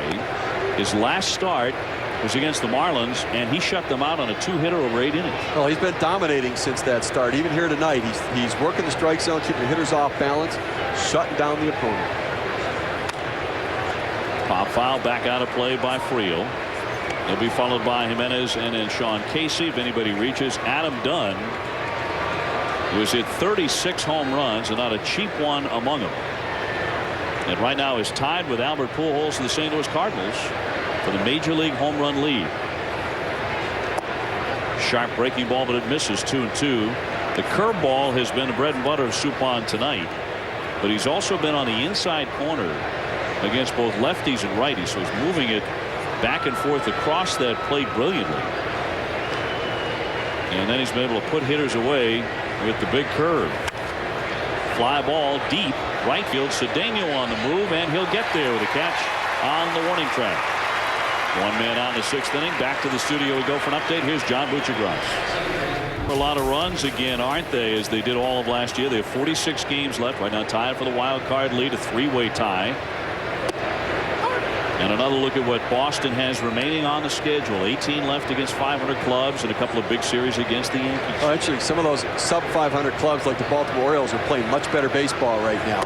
Going to be interesting to see. Now, the Red Sox, the problem they've had is other than Schilling and Martinez, the rest of their starting pitchers have been very inconsistent. That's why they've been a 500 team and they can't put together a streak. The St. Louis Cardinals have 5 quality starting pitchers, and they've stayed out of the losing streak. They've only lost more than 2 games in a row 1 time this year. They've had 1 3-game losing streak. You're going to win an awful lot of baseball games if your starting pitchers keep you in the games like the St. Louis Cardinals have. The Red Sox wish they had this pitching staff. Yeah, and if Derek Lowe had anything like the kind of year they anticipated, and he anticipated, they'd be right now racing down the stretch with the Yankees for the AL East flag instead of being buried 10.5 out. Those series, of course, for the Yankees huge because of how it will affect Boston's wild card chances. Fouled away by Jimenez. He's gone 0 for 2 tonight with a couple of ground ball outs. Well, we talk about this Cardinal pitching staff and how they match up in a short series. They don't have that ace in the front end of the rotation. But when you break down their season, they are 25-15 in games against other teams' premium starting pitchers, including guys like Schmidt, Glavine, Leiter, Wood, Pryor, Maddox, Zito, Clemens, Randy Johnson. They have actually matched up and fared very well against other teams' number 1, number 2, front end of the rotation, premium starting pitchers. So you know what? They don't have the pedigree. They don't have the marquee name, but they've performed like marquee pitchers. And beaten the marquee guys. That's all it takes.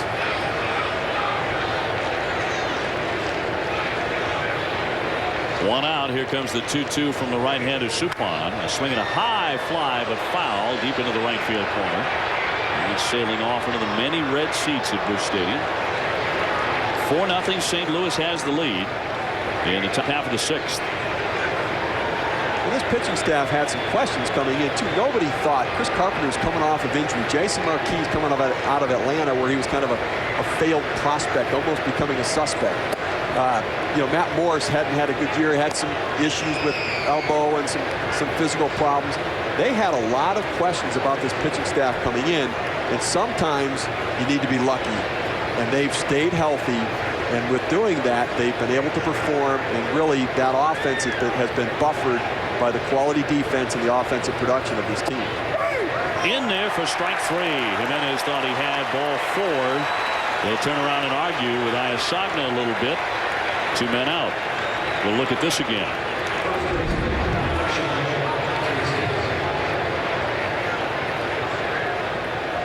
I have to say, I might agree with D'Angelo Jimenez right there. That ball looked like it was a little down in the zone.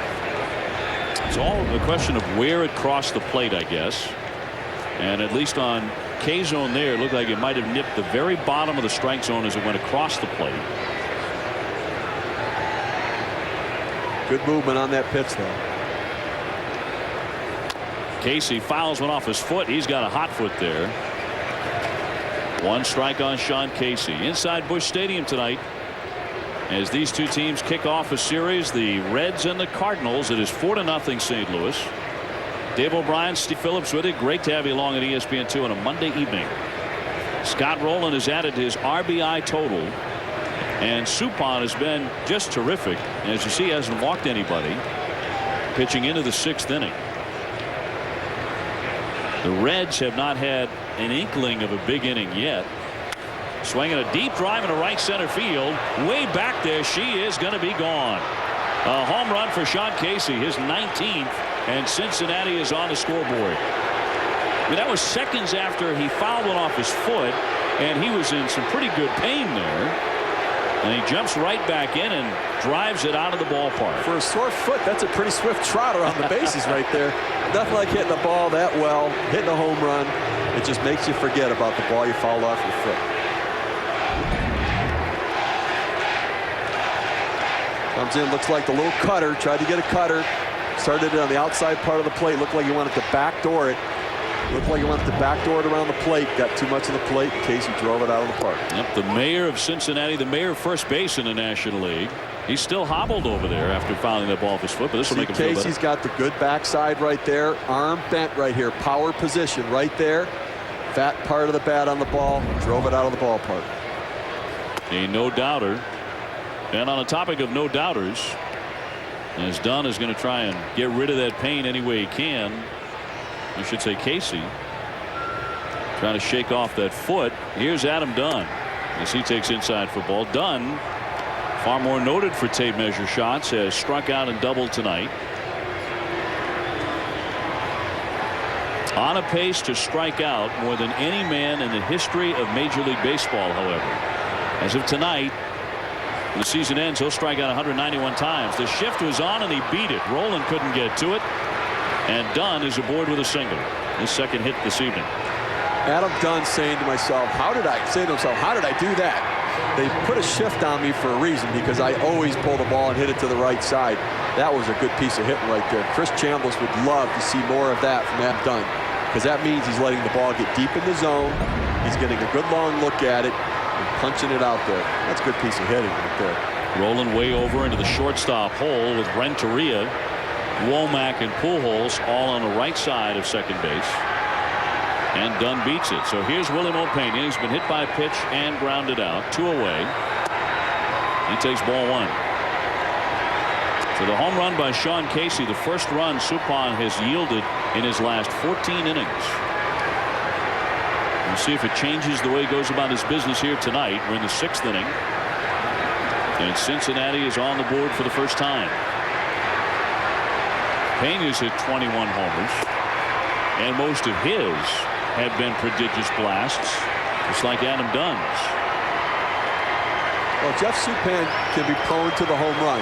He doesn't have dominating stuff, and if he brings it back over the plate, they can hit out of the park, but because he doesn't walk many hitters, a solo home run here and there when you have a 4-0 lead isn't the worst thing in the world. The 2-0 pitch. Big swing and a miss by Pena. He went for the downs there. Let's look at Supan's ERA by innings. And it does go up the later he goes. Significantly. He logs an awful lot of innings. Coming into this year, there's only 2 right-handed pitchers that have had 5 consecutive years of 200-plus innings. Jeff Supan and Mike Mussina.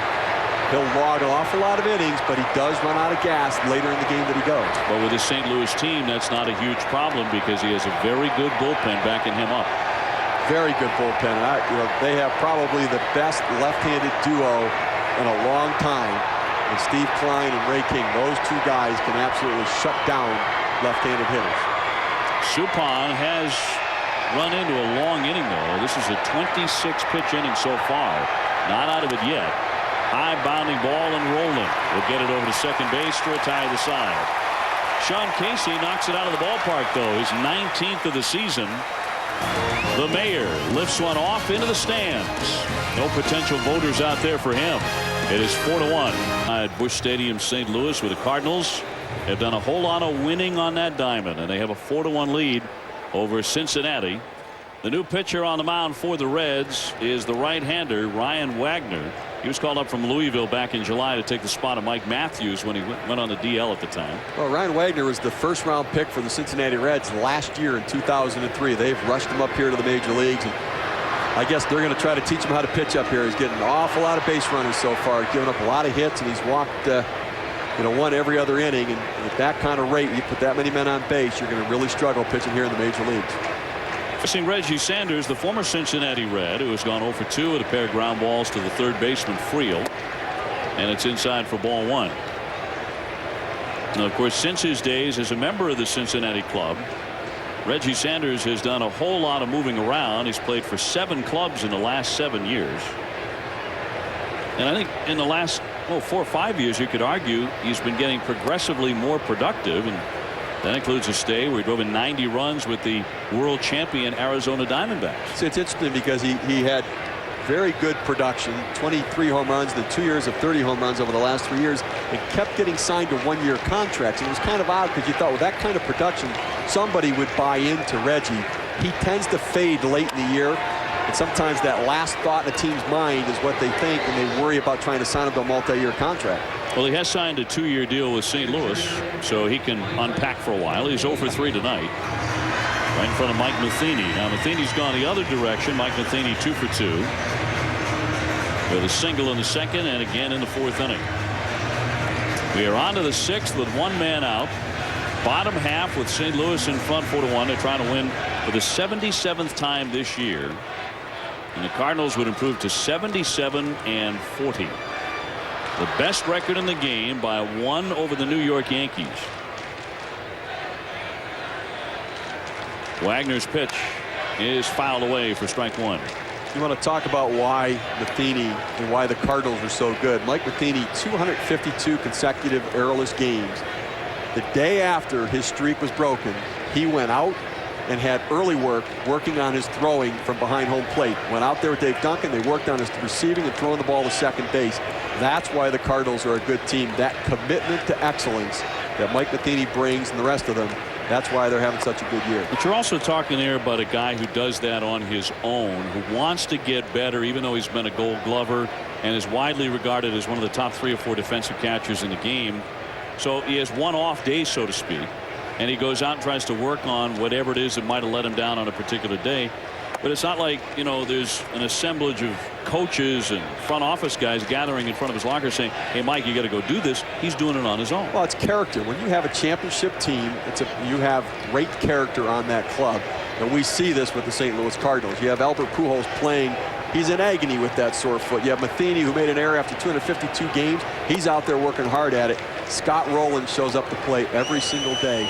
Throughout this team in the clubhouse, it's pervasive. Great character and hard work and work ethic and professionalism. It starts with, I think, Rowland and Pujols and Tony La Russa and his hands on the players, but it's contagious. Everybody's bought into it. 2-2 pitch fouled away by Matheny. Well, all of that has led the Cardinals to the best record in the game. You wonder how important it is for LaRusse and the Cardinals to have the best record in Major League Baseball before the playoffs begin at the end of the regular season. Right now, they have one more victory than the New York Yankees, and they're the Dodgers and the Braves behind them. And yet St. Louis is doing it with a payroll of $100 million less than the Yankees. A deep fly into the corner down the right field line. A diving effort up against the fence. Did he catch it? I think he held on to it. He did. A fine play by Bragg up against the wall, and he makes the catch. The umpire going out to make sure he didn't play it on a ricochet. Bragg jumping up against the padded fence and hauling it in for the second out. We'll give you two looks on this. Well, that's some kind of play right there. A lot of times guys go up toward that wall. They shy away a little bit. Darren Bragg's never shied away from anything. And I think that he might have been watching the game last night. Larry Walker did the same thing, I think. About to say, Larry Walker made a magnificent catch, and this is against the Braves in Atlanta last night on a twisting pop-up. Same situation down the line. There goes Larry Walker sliding to make the play. We've seen that before from him. Ground ball right to the shortstop Lopez, and Suppan, the pitcher, is retired. He is now 0 for 41 on the year. Oh, well. But he's got himself a 4-1 lead at the end of 6 at Busch Stadium, St. Louis. With a 4-1 advantage on Cincinnati and Adam Dunn and Barry Larkin. Larkin, who says that he's not going to retire this year. He's going to come back for another season in Cincinnati. He's played his entire career. Well, he thought about it. He actually came out early, said he was going to retire, and then I think he saw the way the Roger Clemens situation unfolded where he changed his mind. Because I think he had some element of doubt, he withdrew his retirement claim, figuring if I'm going to do it, I'll announce it again later. Bragg pushes that one to Womack, quickly gets rid of it for the out. 1 up and 1 down here in the 7th. This copyrighted telecast is presented by authority of the Office of the Commissioner of Baseball and may not be reproduced or retransmitted in any form. And the accounts and descriptions of this game may not be disseminated without express written consent. By the way, Major League Baseball and Boys and Girls Club of America are sending kids to the ballpark in support of childhood cancer research. Tickets are available in every market for a donation of $1 each. You can log on to MLB.com for more information. Steve Phillips, Dave O'Brien with you from St. Louis. That one socked into left field for a base hit off the bat of Jason LaRue, the Reds catcher. He is now 1 for 3. That's a 1-out single in the 7th off Jeff Suppan, but the hits are certainly hard to come by for Cincinnati tonight. Only 5 of them off the right-hander. Well, Jason LaRue is figuring something out here. Jeff Suppan is getting ahead in the count, throwing strike 1. So let's go up there looking for a pitch in the zone on that first pitch so that we don't fall behind. It never surprises me when an opposing catcher is maybe the first guy to figure out the opposing starting pitcher. Well, LaRusse had a couple of good rips his last 2 times up. That is down low for a ball on Felipe Lopez. I guess it stands to reason. It makes logical sense. Guy who spends his whole life crouching behind home plate, watching pitches come his way, but it doesn't always translate into the hitting side of it for a catcher. That's down and in. Well, LaRue, you know, it hasn't translated for him, unfortunately. You know, he struggled a little bit, and I think they had a lot of high expectations for him. He's shown some pop. He's got 13 home runs this year, but he hasn't developed his entire game. His offense has kind of hit a level, and is handling the pitching staff. They're wanting a little bit more from him. Handling the ball, blocking balls in the dirt, and he's had a few too many pass balls this year. Lopez has struck out. He's also lined out to right. He looks at a strike. And now on the other hand, you got a guy like Pudge Rodriguez, who went from the Marlins over to the Detroit Tigers and is having a tremendous year at the plate. He is hitting .337. He's not going to catch Ichiro. He was hitting .362. But Pudge has had a wonderful offensive year and has throughout the season been in the top 10 in hitting. It's awfully tough for a catcher to win a batting title. I mean, the grind, the grueling demands that it takes getting behind the plate every day. It's awfully tough for a catcher to win a batting title. In fact, hitting .337, he ought to get an award for that. I bet you. Into the dirt. Nice block by the Gold Glover Matheny. 3 balls, 2 strikes. Suppan has completely stayed away from ball 4. Unlike the last time he faced Cincinnati when he walked 10. He hasn't walked a man at all tonight. He has hit a batter. Good coaching. Dave Duncan told him it didn't work the last time. Walking 10 guys, don't do that again. That's right. And he listened. He listened to him. Ray King getting going in the bullpen. The portly left-hander. Back in safely is LaRue at first base. 4-1 St. Louis in the 7th. You know, the Cardinals have an edge with 2 quality left-handed relievers. What they have, with an all right-handed starting pitching staff too, they have an advantage because they have 2 lefties early in the game. They can bring a lefty in and turn lineup around. They can force the opposing manager to change his lineup around and bring right-handed hitters into the game and still be able to have a lefty for late inning situations. It's a great situation.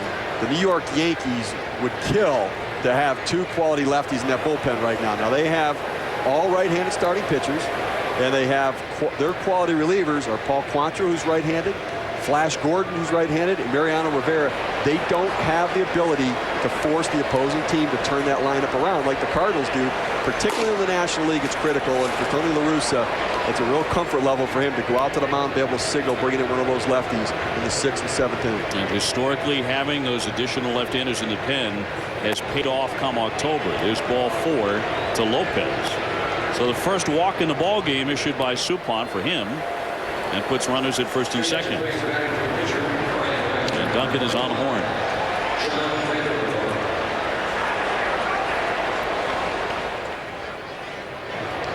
Well, we look at Jeff Suppan here. These are the 5 base hits that he's given up so far tonight. Up in the zone, corner down and in, corner away. Casey kind of went out and got that ball a little bit. Not bad pitches. If Jeff Suppan, that is a product of just not having great stuff, that hitters are able to hit those balls on the corners, but he's mixed it up very, very well today. Well, La Russa's going to take him out of the ball game right here. Ray King, one of those left-handers that Steve's been talking about, is about to enter the contest.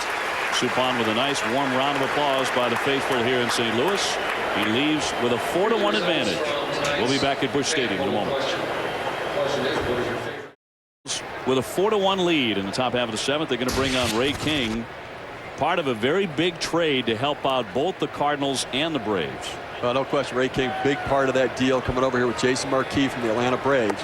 That acquisition, they traded J.D. Drew. Cardinals traded J.D. Drew and Eli Marrero to the Atlanta Braves and brought back Jason Marquis, Ray King, and a prospect named Adam Wainwright. But that deal brought Marquis, who has 12 wins, King, who's been an anchor in that bullpen, but it also freed up an awful lot of money for other decisions for the Cardinals. There's a line shot into the alley, and Edmonds can't get to it. It's going to keep on rolling up against the fence. This is going to bring in 2 runs. LaRue scores, Lopez scores, and into third base is Castro, the pinch hitter. He drives in 3, and all of a sudden 2 runs, and now all of a sudden this is a 1-run game. It is 4-3. So that didn't take long. How quickly the tide can turn. Ray King comes in. He comes in throwing strikes. High fastball up in the zone. And Castro's made himself into a pretty good hitter. When he was with the Los Angeles Dodgers, slick fielder, no-hit guy. Chris Chambliss done a lot of work with him right there. Jim Edmonds just is not himself tonight. He struck out 3 times at the plate. Bad route to the ball right there. Doesn't cut it off. Gets in the gap. And you end up with Castro at third base. You've got a hole in the second base right now. Now he's at third. Sac fly, ground ball. You get him in. 1 out in the 7th inning, and a game has all of a sudden changed pretty dramatically here as Cincinnati plays for the tie. Ryan Friel doubled in the 3rd inning. He's gone 1 for 3. He takes an inside corner strike.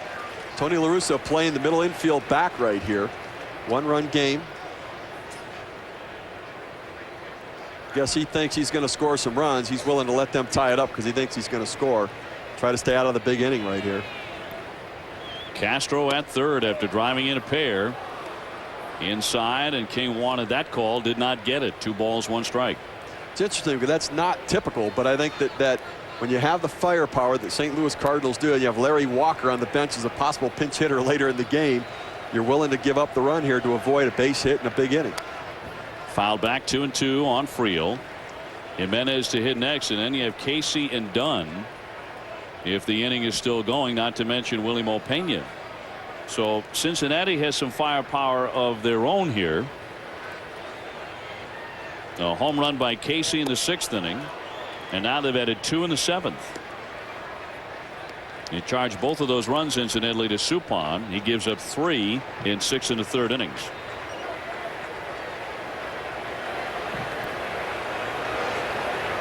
He's wondering if his almost guaranteed win will go by the wayside tonight. Swing, fly ball, but foul off into the stands. 3-2. Ray King's been pretty good all year at not giving up inherited runners. 70% of them he keeps on the bases, and only 30% score, which is a pretty good ratio. The one thing Ray King does, he's very effective against left-handers. He can dominate a left-hander, but he typically handles the right-handed hitters pretty well also.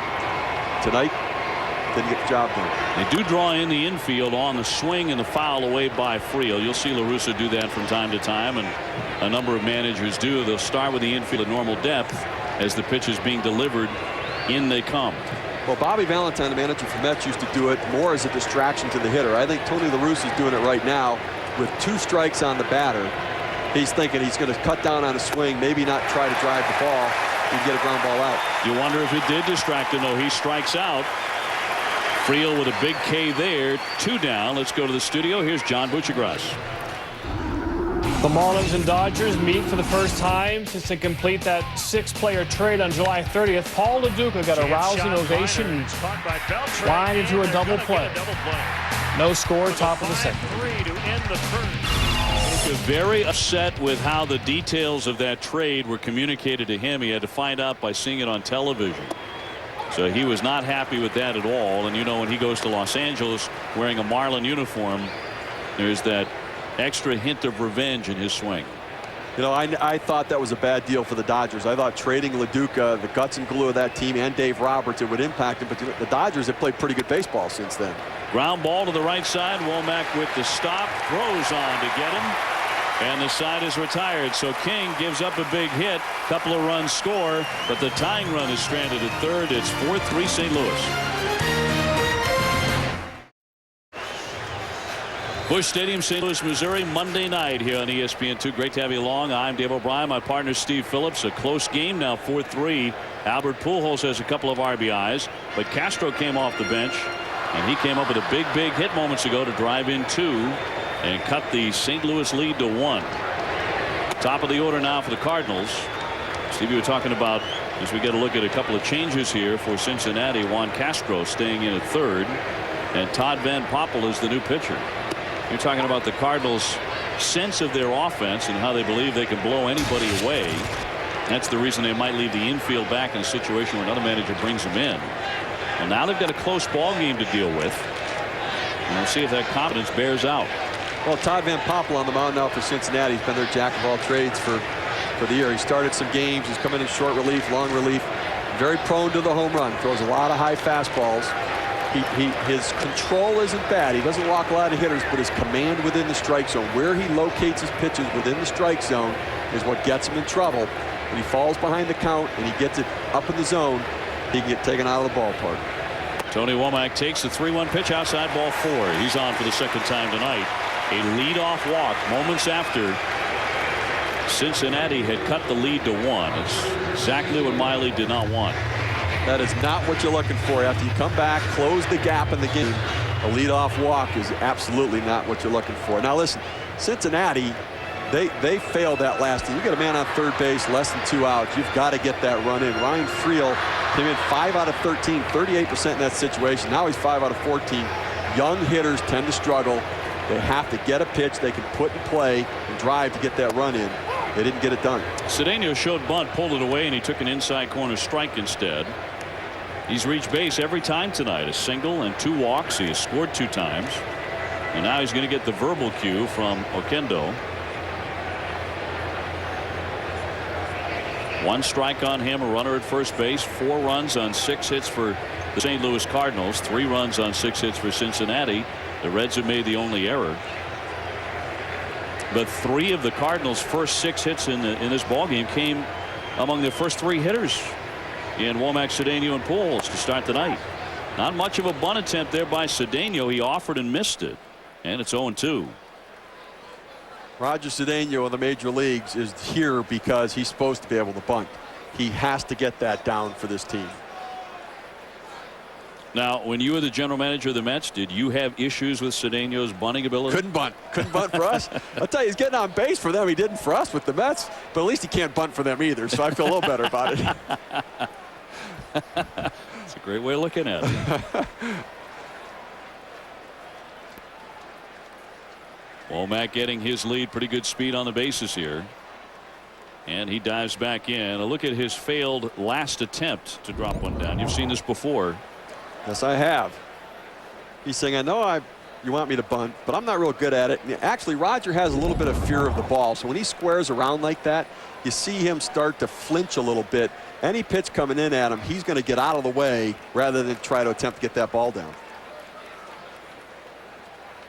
Van Poppel stretches, 2 strikes on the hitter. And a line shot caught out of the air back. He got him, a double play. A sensational play there by Sean Casey on a wicked line drive tagged by Cedeno, but right into a twin killing. Line shot by Cedeno right there. He turned on that pitch, hit it very, very hard. No chance to get back. And Casey earlier tonight homered. But right before that, he had fouled one off his foot, but his feet in pretty good working order to get back to the bag in front of Womack.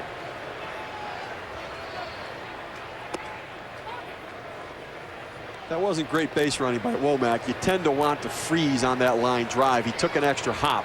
I'm not sure he would have gotten back either way. It would have been a double play, but not great base running. Pujols with a deep drive into right center field, sailing to the fence, and it's off the wall. Pujols scurries into second, his second double of the ball game. He's 2 for 4. Just another stinking double. I mean, this guy's just a hitting machine. Absolute hitting machine. Hits it where it's pitched, doesn't try to do too much. You know, oftentimes big power hitters want to pull. He actually gave a little bit on that breaking ball, but kept his hands back and drove it out to right center field. That's a strong man right there. That was really all arms punching that out to right field. Well, you know, that painful left heel of his, he's playing with it throughout the season now. He wants to hit it over the wall even more than before, so he can just jog around those bases. That's 33 doubles for Pujols. And here's Scott Rowland. He swings at a pitch in the dirt, a mile away from that for strike 1. Well, you know, that was not a very good swing right there, but it goes back. Roger Cedeno's failed sacrifice bunt attempt cost the St. Louis Cardinals a run right now, and they still have the lead, 4-3 game. They have Rowland at the plate, the RBI machine, but it cost them a run. And when you play one-run games, those little things can come back to haunt you. The 0-1 pitch right through there for a strike. By the way, we want to apologize. We understand we're having some audio difficulty here in the booth in St. Louis. We'll try to get that straightened out as soon as possible. LaRue out to talk things over with Van Poppel here with 2 strikes and 2 out. The Cardinals with the best record in Major League Baseball coming into tonight at 76-40.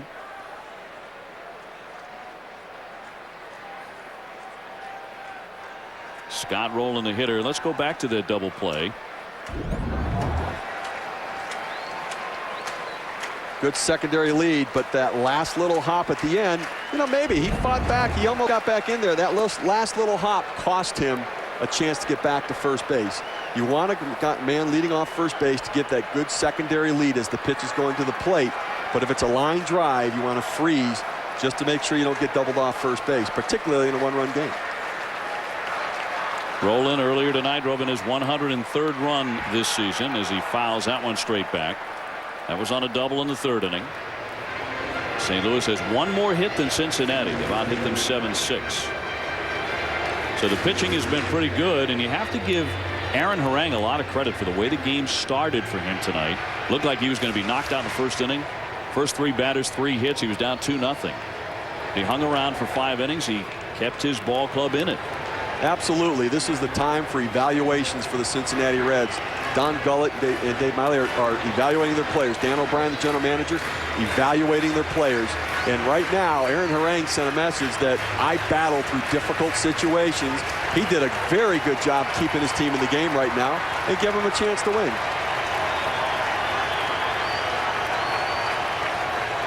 The 2-2. Lunging up the middle, base hit. Here comes Pujols on the bad wheel. Pena throwing home on target, but he won't get him. Pujols is in to score. Another RBI for Scott Rowland. And a big run up there for St. Louis. A little breathing room. They lead it 5-3.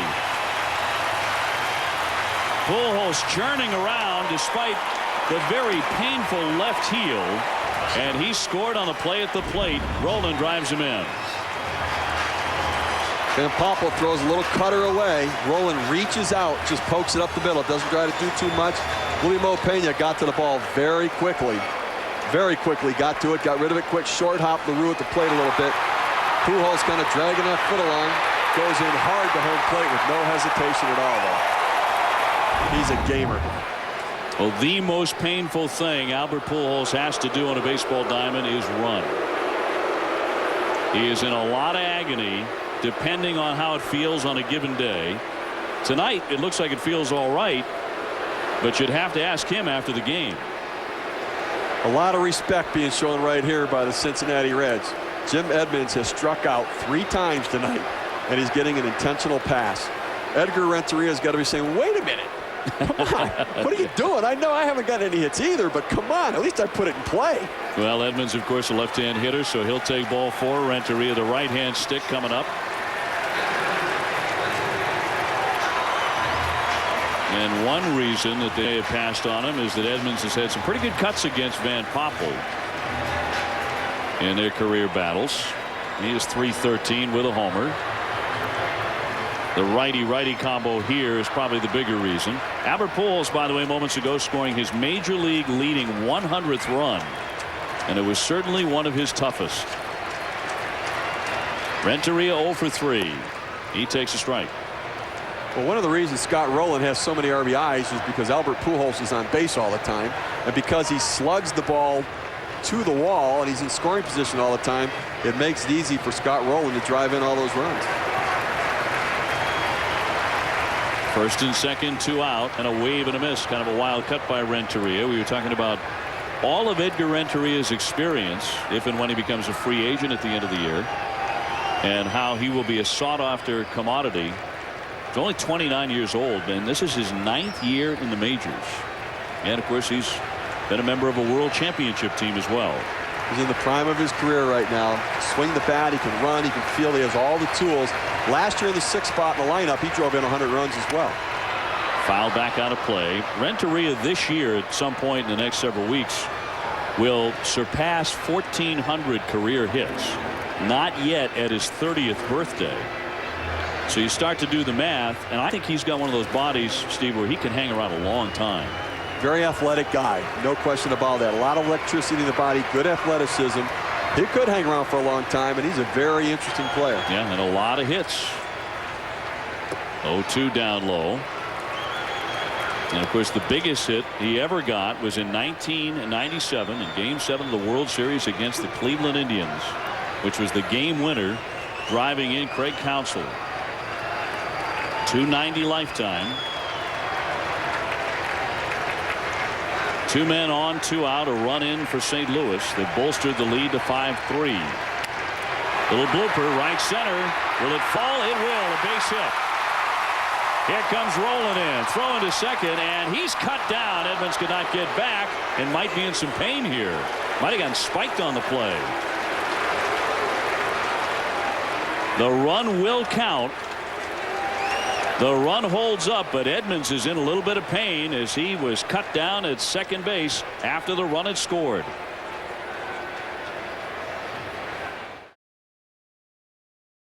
Did come out to attend to Jim before he went back out into center field.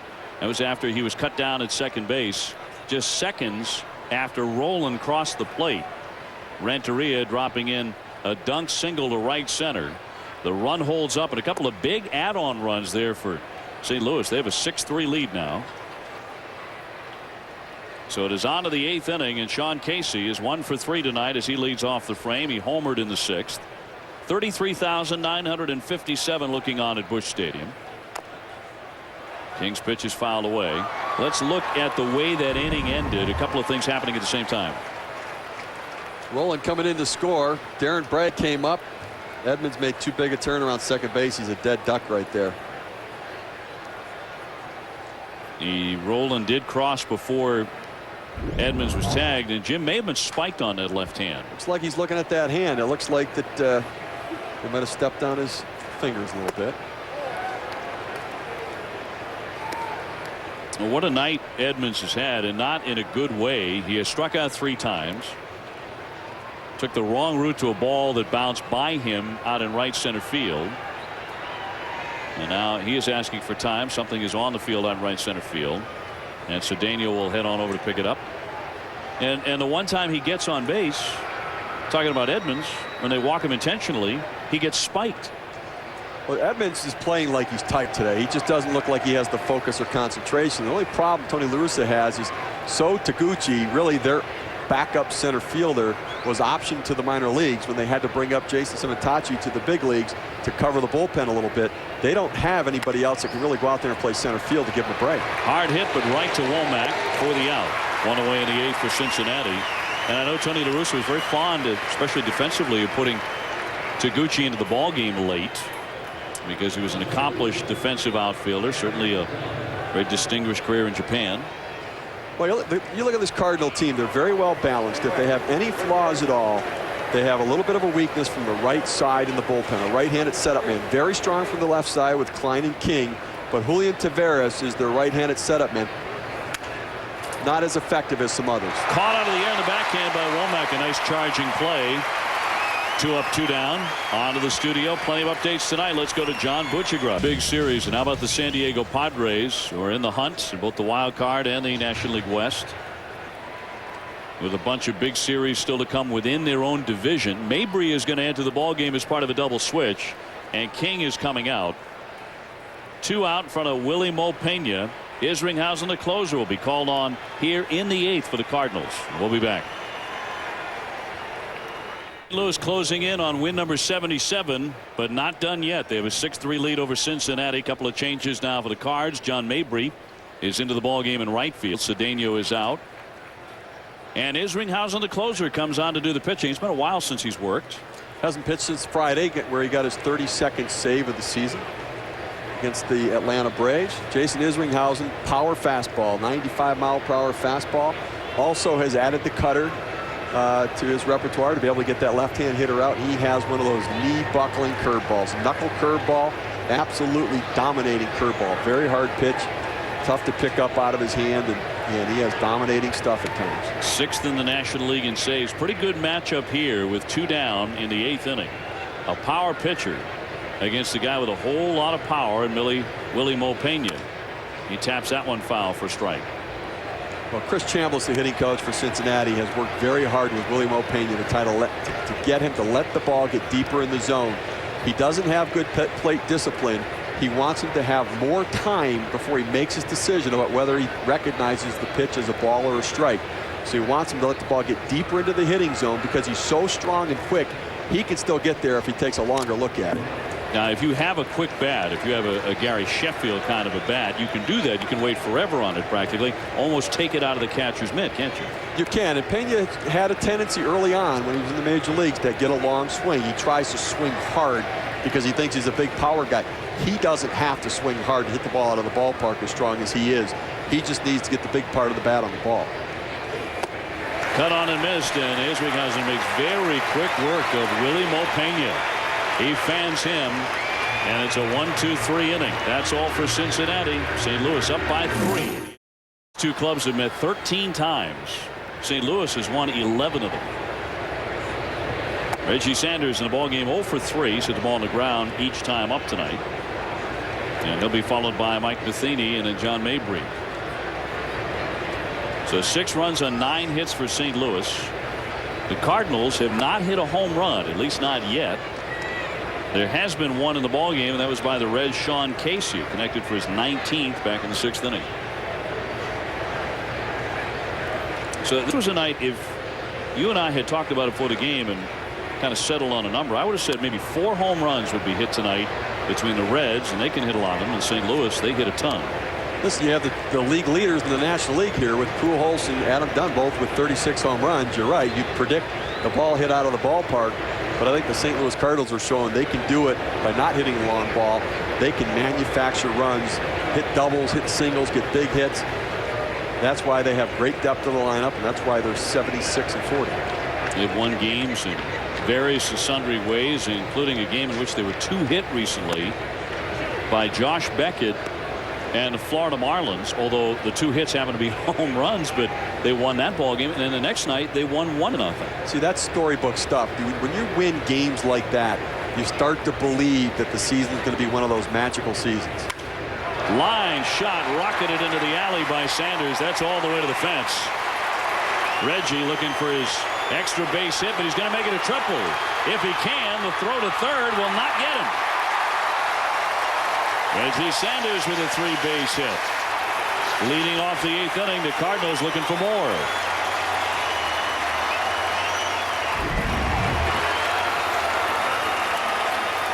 Stays back, just drives the ball out to right center field, and out of the box he said, I'm going for 3.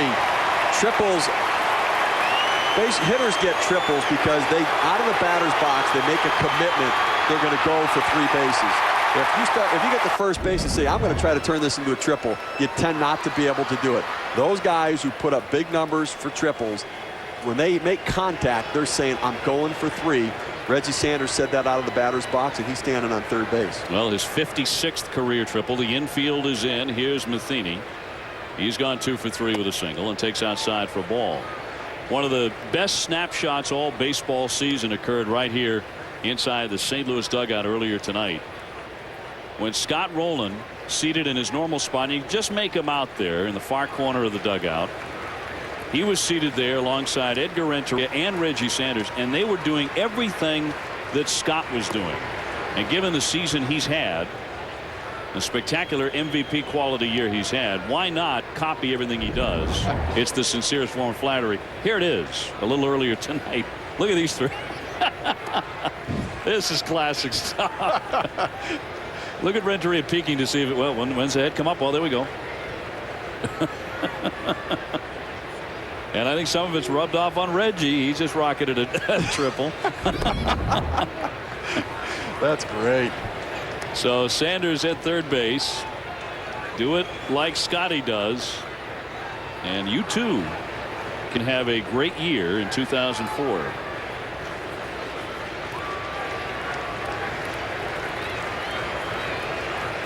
Two balls and 1 strike in the pitch. Ground ball weakly hit down to get it Castro. A low throw bobbled by Casey. Safe at first base.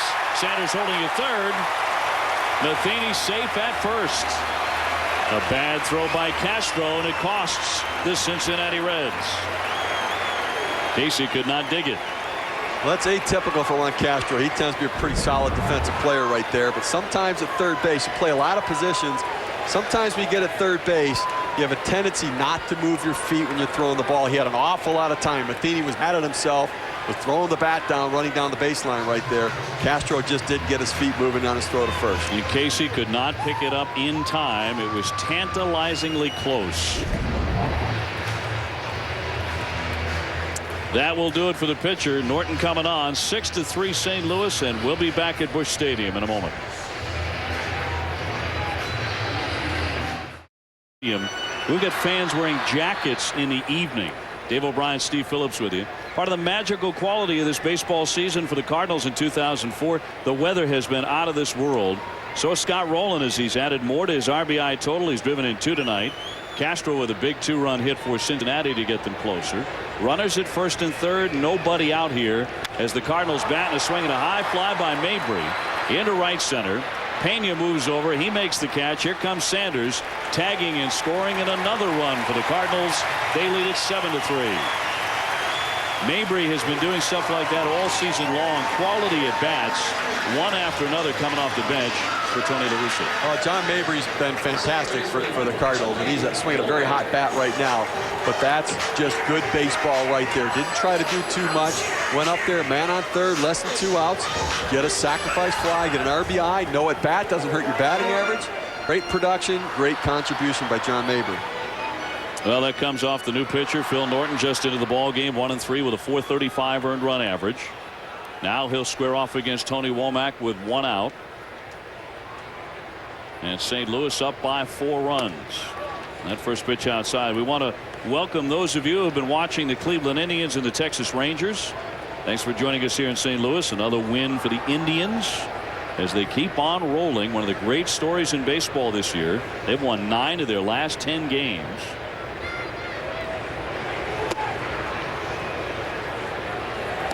The Cleveland Indians have been one of the best stories of the year. You love surprises. The Cardinals have been a surprise this year, and the Indians, I think, surprised themselves, because I think if they thought they were going to be this competitive, they would have done something about that closer's role much earlier, rather than waiting for Bob Wickman to come back from the disabled list. Into the dirt. Nice stop there by LaRue. Very active behind the plate. Reggie Sanders having scored in the inning, so St. Louis up by 4. And now Cedeno would come out of the ball game. Giving way to the pitcher spot is Ringhausen. Ringhausen is on deck and dying for a chance to swing the bat. Absolutely. The 2-1 from Norton is taken outside. The way this ball game started for St. Louis, they got 2 runs right away. Womack singled, Cedeno singled, Pujols doubled them both in. And it looked like the Cardinals were on their way to another runaway. They've had a bunch of routes this year. But that's not how the game played out until these last couple of innings. Slapped down the left field line, a fair ball. It ricochets back to Dunn. Runners at first and second on a base hit by Tony Womack, his second hit tonight. And that means Ringhausen will be up there to swing away. Well, we saw it in the first inning today just as well. Tony Womack took a high fastball up and away, just poked it over third base. This time a little bit further out, drilled it right down the line. He doesn't try to pull the ball, doesn't try to do too much. Just slap it where they pitch it. That's what you want a little guy to do. He's not going to hit it out of the ballpark. Use the whole field, but take what they give you.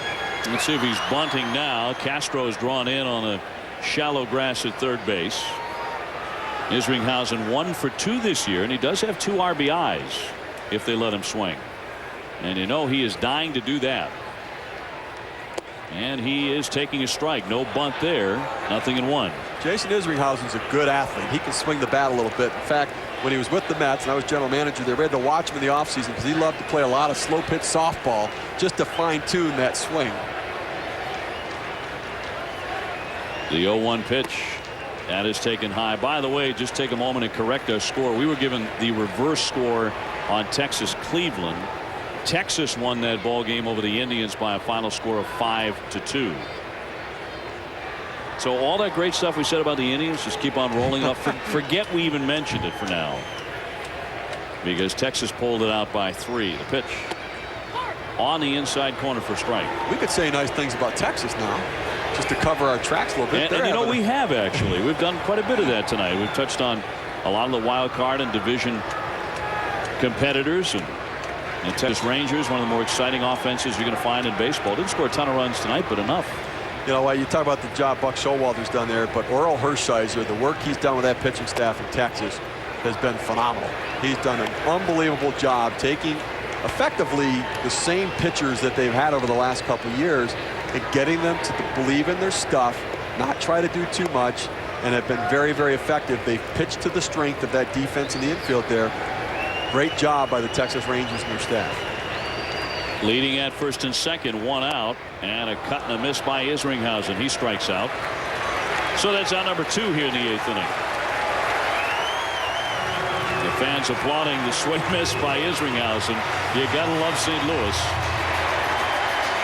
The Reds about to make another pitching change here with Albert Pujols, the scheduled hitter for the Cardinals, who have built up a 7-3 lead. That'll do it for Norton.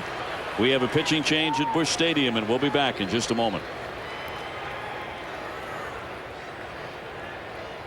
The Detroit Pistons put on a powerful. Do they have it in control? They have a 7-3 lead here in the bottom of the 8th inning. You can log on to MLB.com to follow baseball live on the web with MLB.com's real-time stats, game day audio, and MLB TV. That's MLB.com, where baseball is always on, as is John Riedling. John Riedling coming in for the Cincinnati Reds. Just came off the bereavement list. His father passed away, was away from the team for about a week, just working his way back into it. He has a split finger fastball and a normal fastball. Everything's hard with this guy.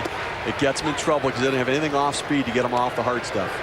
He does get in front of Albert Pujols, who has doubled twice tonight, once for his 89th RBI way back in the first inning. And he's hitting about 360 with men in scoring position. He's hit Riedling fairly well at 313. So for Pujols, his last chance tonight perhaps to get that 37th home run and pull out of that tie he is in alongside Adam Dunn for the Major League home run lead. Well, Albert Pujols, in my opinion, will have a chance, I think a better chance to be the home run leader and home run champion because he puts the ball in play more than Adam Dunn. Dunn just doesn't swing that much. Pujols swings the bat, rarely strikes out, walks his share, but boy, when he hits it, it can go. Swinging a fly ball left field deep. This one way back. He got another one.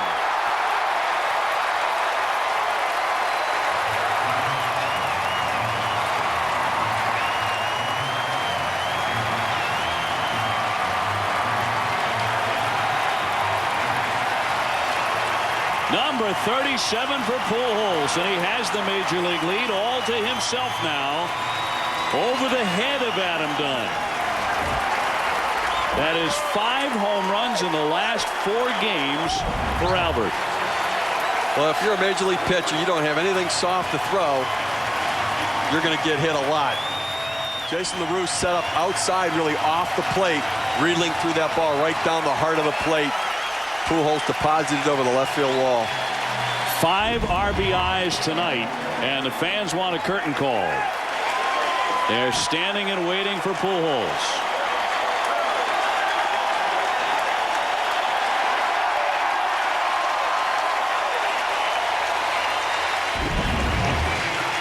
You see LaRue setting up way off the plate right there. In the major leagues, if you miss by that much with a pitch and leave it over the heart of the plate, especially to the St. Louis Cardinal team, they're going to kill your mistakes, and Pujols crushed that ball.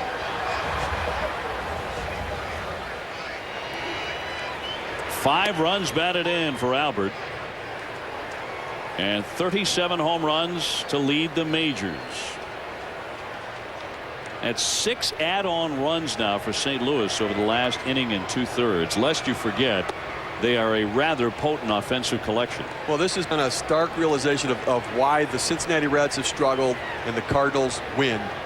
The game got to 4-3, and you brought in Ray King was in. He got him out of the inning, kept the lead. Their bullpen got the job done. Cincinnati didn't get, Ryan Friel did not get the runner in from third base, and the Cardinals' potent offense just adds on. They got quality starting pitching from Jeff Suppan. The bullpen got the job done. They bent, but they didn't break. And then their offense just separates themselves from their opponent. Cincinnati's bullpen didn't get the job done tonight. The 1-2 into the dirt, skips by Marlon Anderson doing the hitting here. Anderson did a very classy thing too. While the crowd was waiting for Albert Pujols to get on the top step, he waited and waited, kind of hovered around that on-deck circle.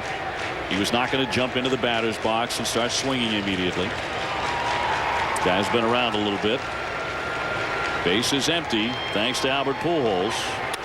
Here's a swing and a fly ball to right field on the move. Bragg, he'll get there for the catch. Albert Pujols tying his career high with a 5 RBI game. Here's the homer, number 37. He is the top home run hitter in the major leagues tonight.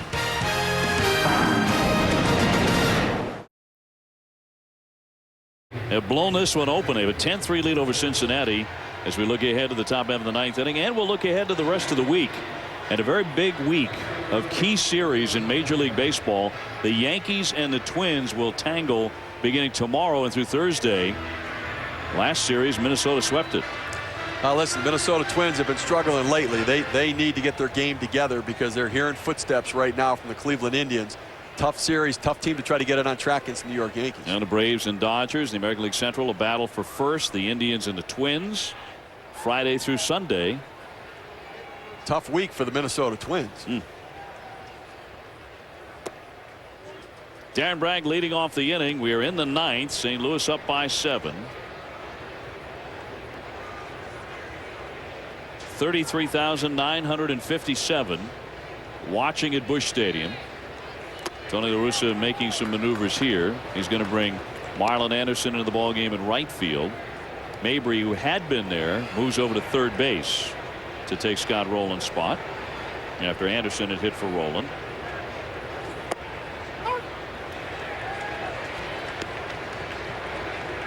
Cardinal infield defense once again has been outstanding, as it has been all season long. The Reds have made a couple of big throwing errors. Not so the Cardinals, who never seem to throw it around. Swung on and missed. And so the count 2-2. And they've made all the plays tonight backing up this pitching staff, especially when Suppan was in the game into the 7th inning. Well, when you play a team like the Cardinals with the offense that they have, the potent offense, you cannot give them extra outs and extra base runners. It comes back to haunt you, and that's what the Reds have done tonight. Inside for a ball. The count fills up 3-2. So it's 28 ground ball outs over the last 2 nights. That's in 2 different cities. In Atlanta last night, where they won by a final of 10-4, and tonight when they're leading 10-3 in St. Louis. And with this infield defense, it's exactly what you want to do. Let them pound that ground ball into Renteria and Rowland on the left side of the infield. Fouled away by Bragg. Tonight he's 0 for 3. The win is going to go to Suppan should St. Louis hang on to this 7-run advantage, and he's going to go to 11-6. Pretty good year. It's not over yet. He continues to pitch awfully well. Swinging a high deep drive, hooking into the corner, well struck, and this one is gone. A home run for Darren Bragg. He turns around to take a peek at the umpire. Now he says, yeah, I can keep on going. It's a home run. Now Anderson kind of sell it here. He's trying to anyway, that was a foul ball. But the umpire said no, it is definitely gone, and Cincinnati has scored for the 4th time tonight. Anderson coming in to argue the point. Right over the heart of the plate. Izzy threw that cutter, tried to get it in, didn't get it in. Right down the heart of the plate. Hit the fair pole. That's gone. LaRusso's going to argue it as well, but briefly. And is that the ball? That might be the ball right there. Checking it for some yellow paint. Hit the pole. Interesting, though, Tony La Russa going out there in a 10-4 game to at least ask the question. What that does is it says to a team, 1, he's supporting Marlon Anderson, but 2, it's saying, you know what, I know it's 10-4, but this pitch, this at bat, this play of this game is the most important thing. Let's not worry about Marlon. Let's not worry it's a 10-4 lead. Let's worry about what happened right now. That reinforces that message to the players. The more they hear it, the more they see their manager live it, the more they play that way when they approach the game.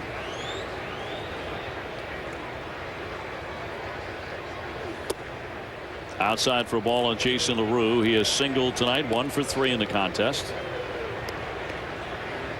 So a 348-foot homer for Darren Bragg, his 2nd home run of the year. But the Reds, it looks more and more, are going to come up short in this one tonight and drop to 6 games under 500. This was a Cincinnati team as recently as June 10th. Now to them it probably feels like many more months than just a couple, but as recently as June 10th, they were in first place in this division. That's hard to fathom now with St. Louis out by such a big lead out in front. Isringhausen over to first base for the first out in the 9th inning. Well, St. Louis leading by 13.5 coming into tonight. When you're on such a tight budget, a $46 million budget, you need everything to go right. You need your good players to play well. When $12.5 million of your $46 million budget goes to Ken Griffey Jr. and he gets hurt, he's missed a lot of playing time, then you're trying to piece it together with $34 million. And that's not much money to try to put talent on the field to compete. Then they had Paul Wilson get hurt. They've had a lot of injuries, a lot of problems. You're not going to win that way with that kind of budget unless everything goes right. Felipe Lopez taking a pitch down low. And while we have a second here in the 9th inning, we certainly want to wish nothing but the best and a speedy recovery to our colleague and our friend Jeff Brantley, who is scheduled to work tonight here in St. Louis with Steve and I, but is under the weather and could not make it to the ballpark. But JB, Cowboy, get well, my man. We're looking forward to seeing you again and looking to work with you very much in the immediate future, but get some rest and relax. He's been a very, very busy guy. And tonight was going to be part of our telecast here in St. Louis. He's looking forward to it. We actually have a pair of cowboy boots under here just to hold this place No, for him, we so don't. that when he's ready, his spot's kept warm. The 2-1 pitch is swung on and missed. Now 2-2 on Lopez. But every time I see the St. Louis Cardinals, I get more and more impressed, and probably have done a Cardinal game a dozen, maybe 13, 14 times this year. And they just don't look like a team that is slowing down. If they have peaked too early, we're not going to know that until October. But the way they're playing right now, they look almost unbeatable. They really do. I mean, this is the way they've won all year, with starting pitching that keeps them in the ball game, gives them a chance to win. They let the offense do their thing, and they don't make the kind of mistakes the Cincinnati Reds have made tonight. They make plays and get outs. And when you do that, it helps your pitching, and it gives your offense a chance to try to come from behind and win baseball games. And you know, today we've seen Suppan, very productive, done a nice job. Reggie Sanders, been productive. Ray King come out of the bullpen. Those guys were a big part of a trade that happened in the offseason, or at least byproducts of that trade. They moved an awful lot of money, sending J.D. Drew and Eli Marrero. And in doing so, brought back Marquis and King to really be big, important parts of that bullpen. But they freed up $5.775 million. And with that money, they acquired Jeff Suppan from the free agent market, Reggie Sanders on the free agent market, and Julian Taveras, who's been an important part of that bullpen as well. Walt Jocketty reconfigured his team just by that one trade. It's been a pretty good trade for the Atlanta Braves as well. Womack with a stop. Out number 2. So one more for Isringhausen to get. We get another look at the best records in Major League Baseball. They're the Cardinals, the Yankees right behind them. And then it's a ways before you see the Dodgers, the Braves, and the Oakland Athletics. So it looks like it's going to come down to St. Louis and the Yankees, the way those two clubs are playing. Well, I think it does, and I think that it makes sense. I mean, the offense of both of those teams is phenomenal. The Yankees have a great lineup. Really, the only other one in the game that matches up with what the Cardinals can produce. I think the Cardinals have a better pitching staff. Juan Castro, all that separates St. Louis from win number 77. And Isringhausen from what will be his 33rd save. Remember, the save is determined by the situation when the pitcher enters the game, not the final score. And it was a close game when he came in. The Cardinals have blown it open since Isringhausen has entered. It is a 10-4 Cardinal lead, but the base is empty and 2 out in the top of the 9th. Swinging a fly ball, well hit, but backing up Sanders, turning around, it is gone. That is a home run, the second in the inning. Juan Castro connects to make it 10-5. And Cincinnati has hit 3 home runs in this game, and yet they're on the short side of it. We were complaining earlier about not having the home runs that we wanted, and sounds like they've hurt us. This is not what the Cardinals wanted with Isringhausen out on the mound right now. And you know, Jason has a tendency when the game's not on the line to let his attention float a little bit and not keep his concentration and focus. Throws that high little cutter, tries to run it away. Matheny's set up on the outside part of the plate, ran it up over the middle of the plate. And Major League hitters, even the ones who aren't great hitters, can deposit a hanging cutter over the fence. Is Barry Larkin now pinch hitting. He takes ball 1 high. For Juan Castro, pretty good night in what looks to be a losing effort, at least at this point, but a triple, a homer, 3 RBIs. But his throwing error was a big one. That led to 3 unearned runs. Swinging a fly ball, well hit to center. Edmonds with room, though. He is there to make the catch, and the ball game is over. St. Louis wins it 10-5, and half of those runs are driven in by Albert Pujols.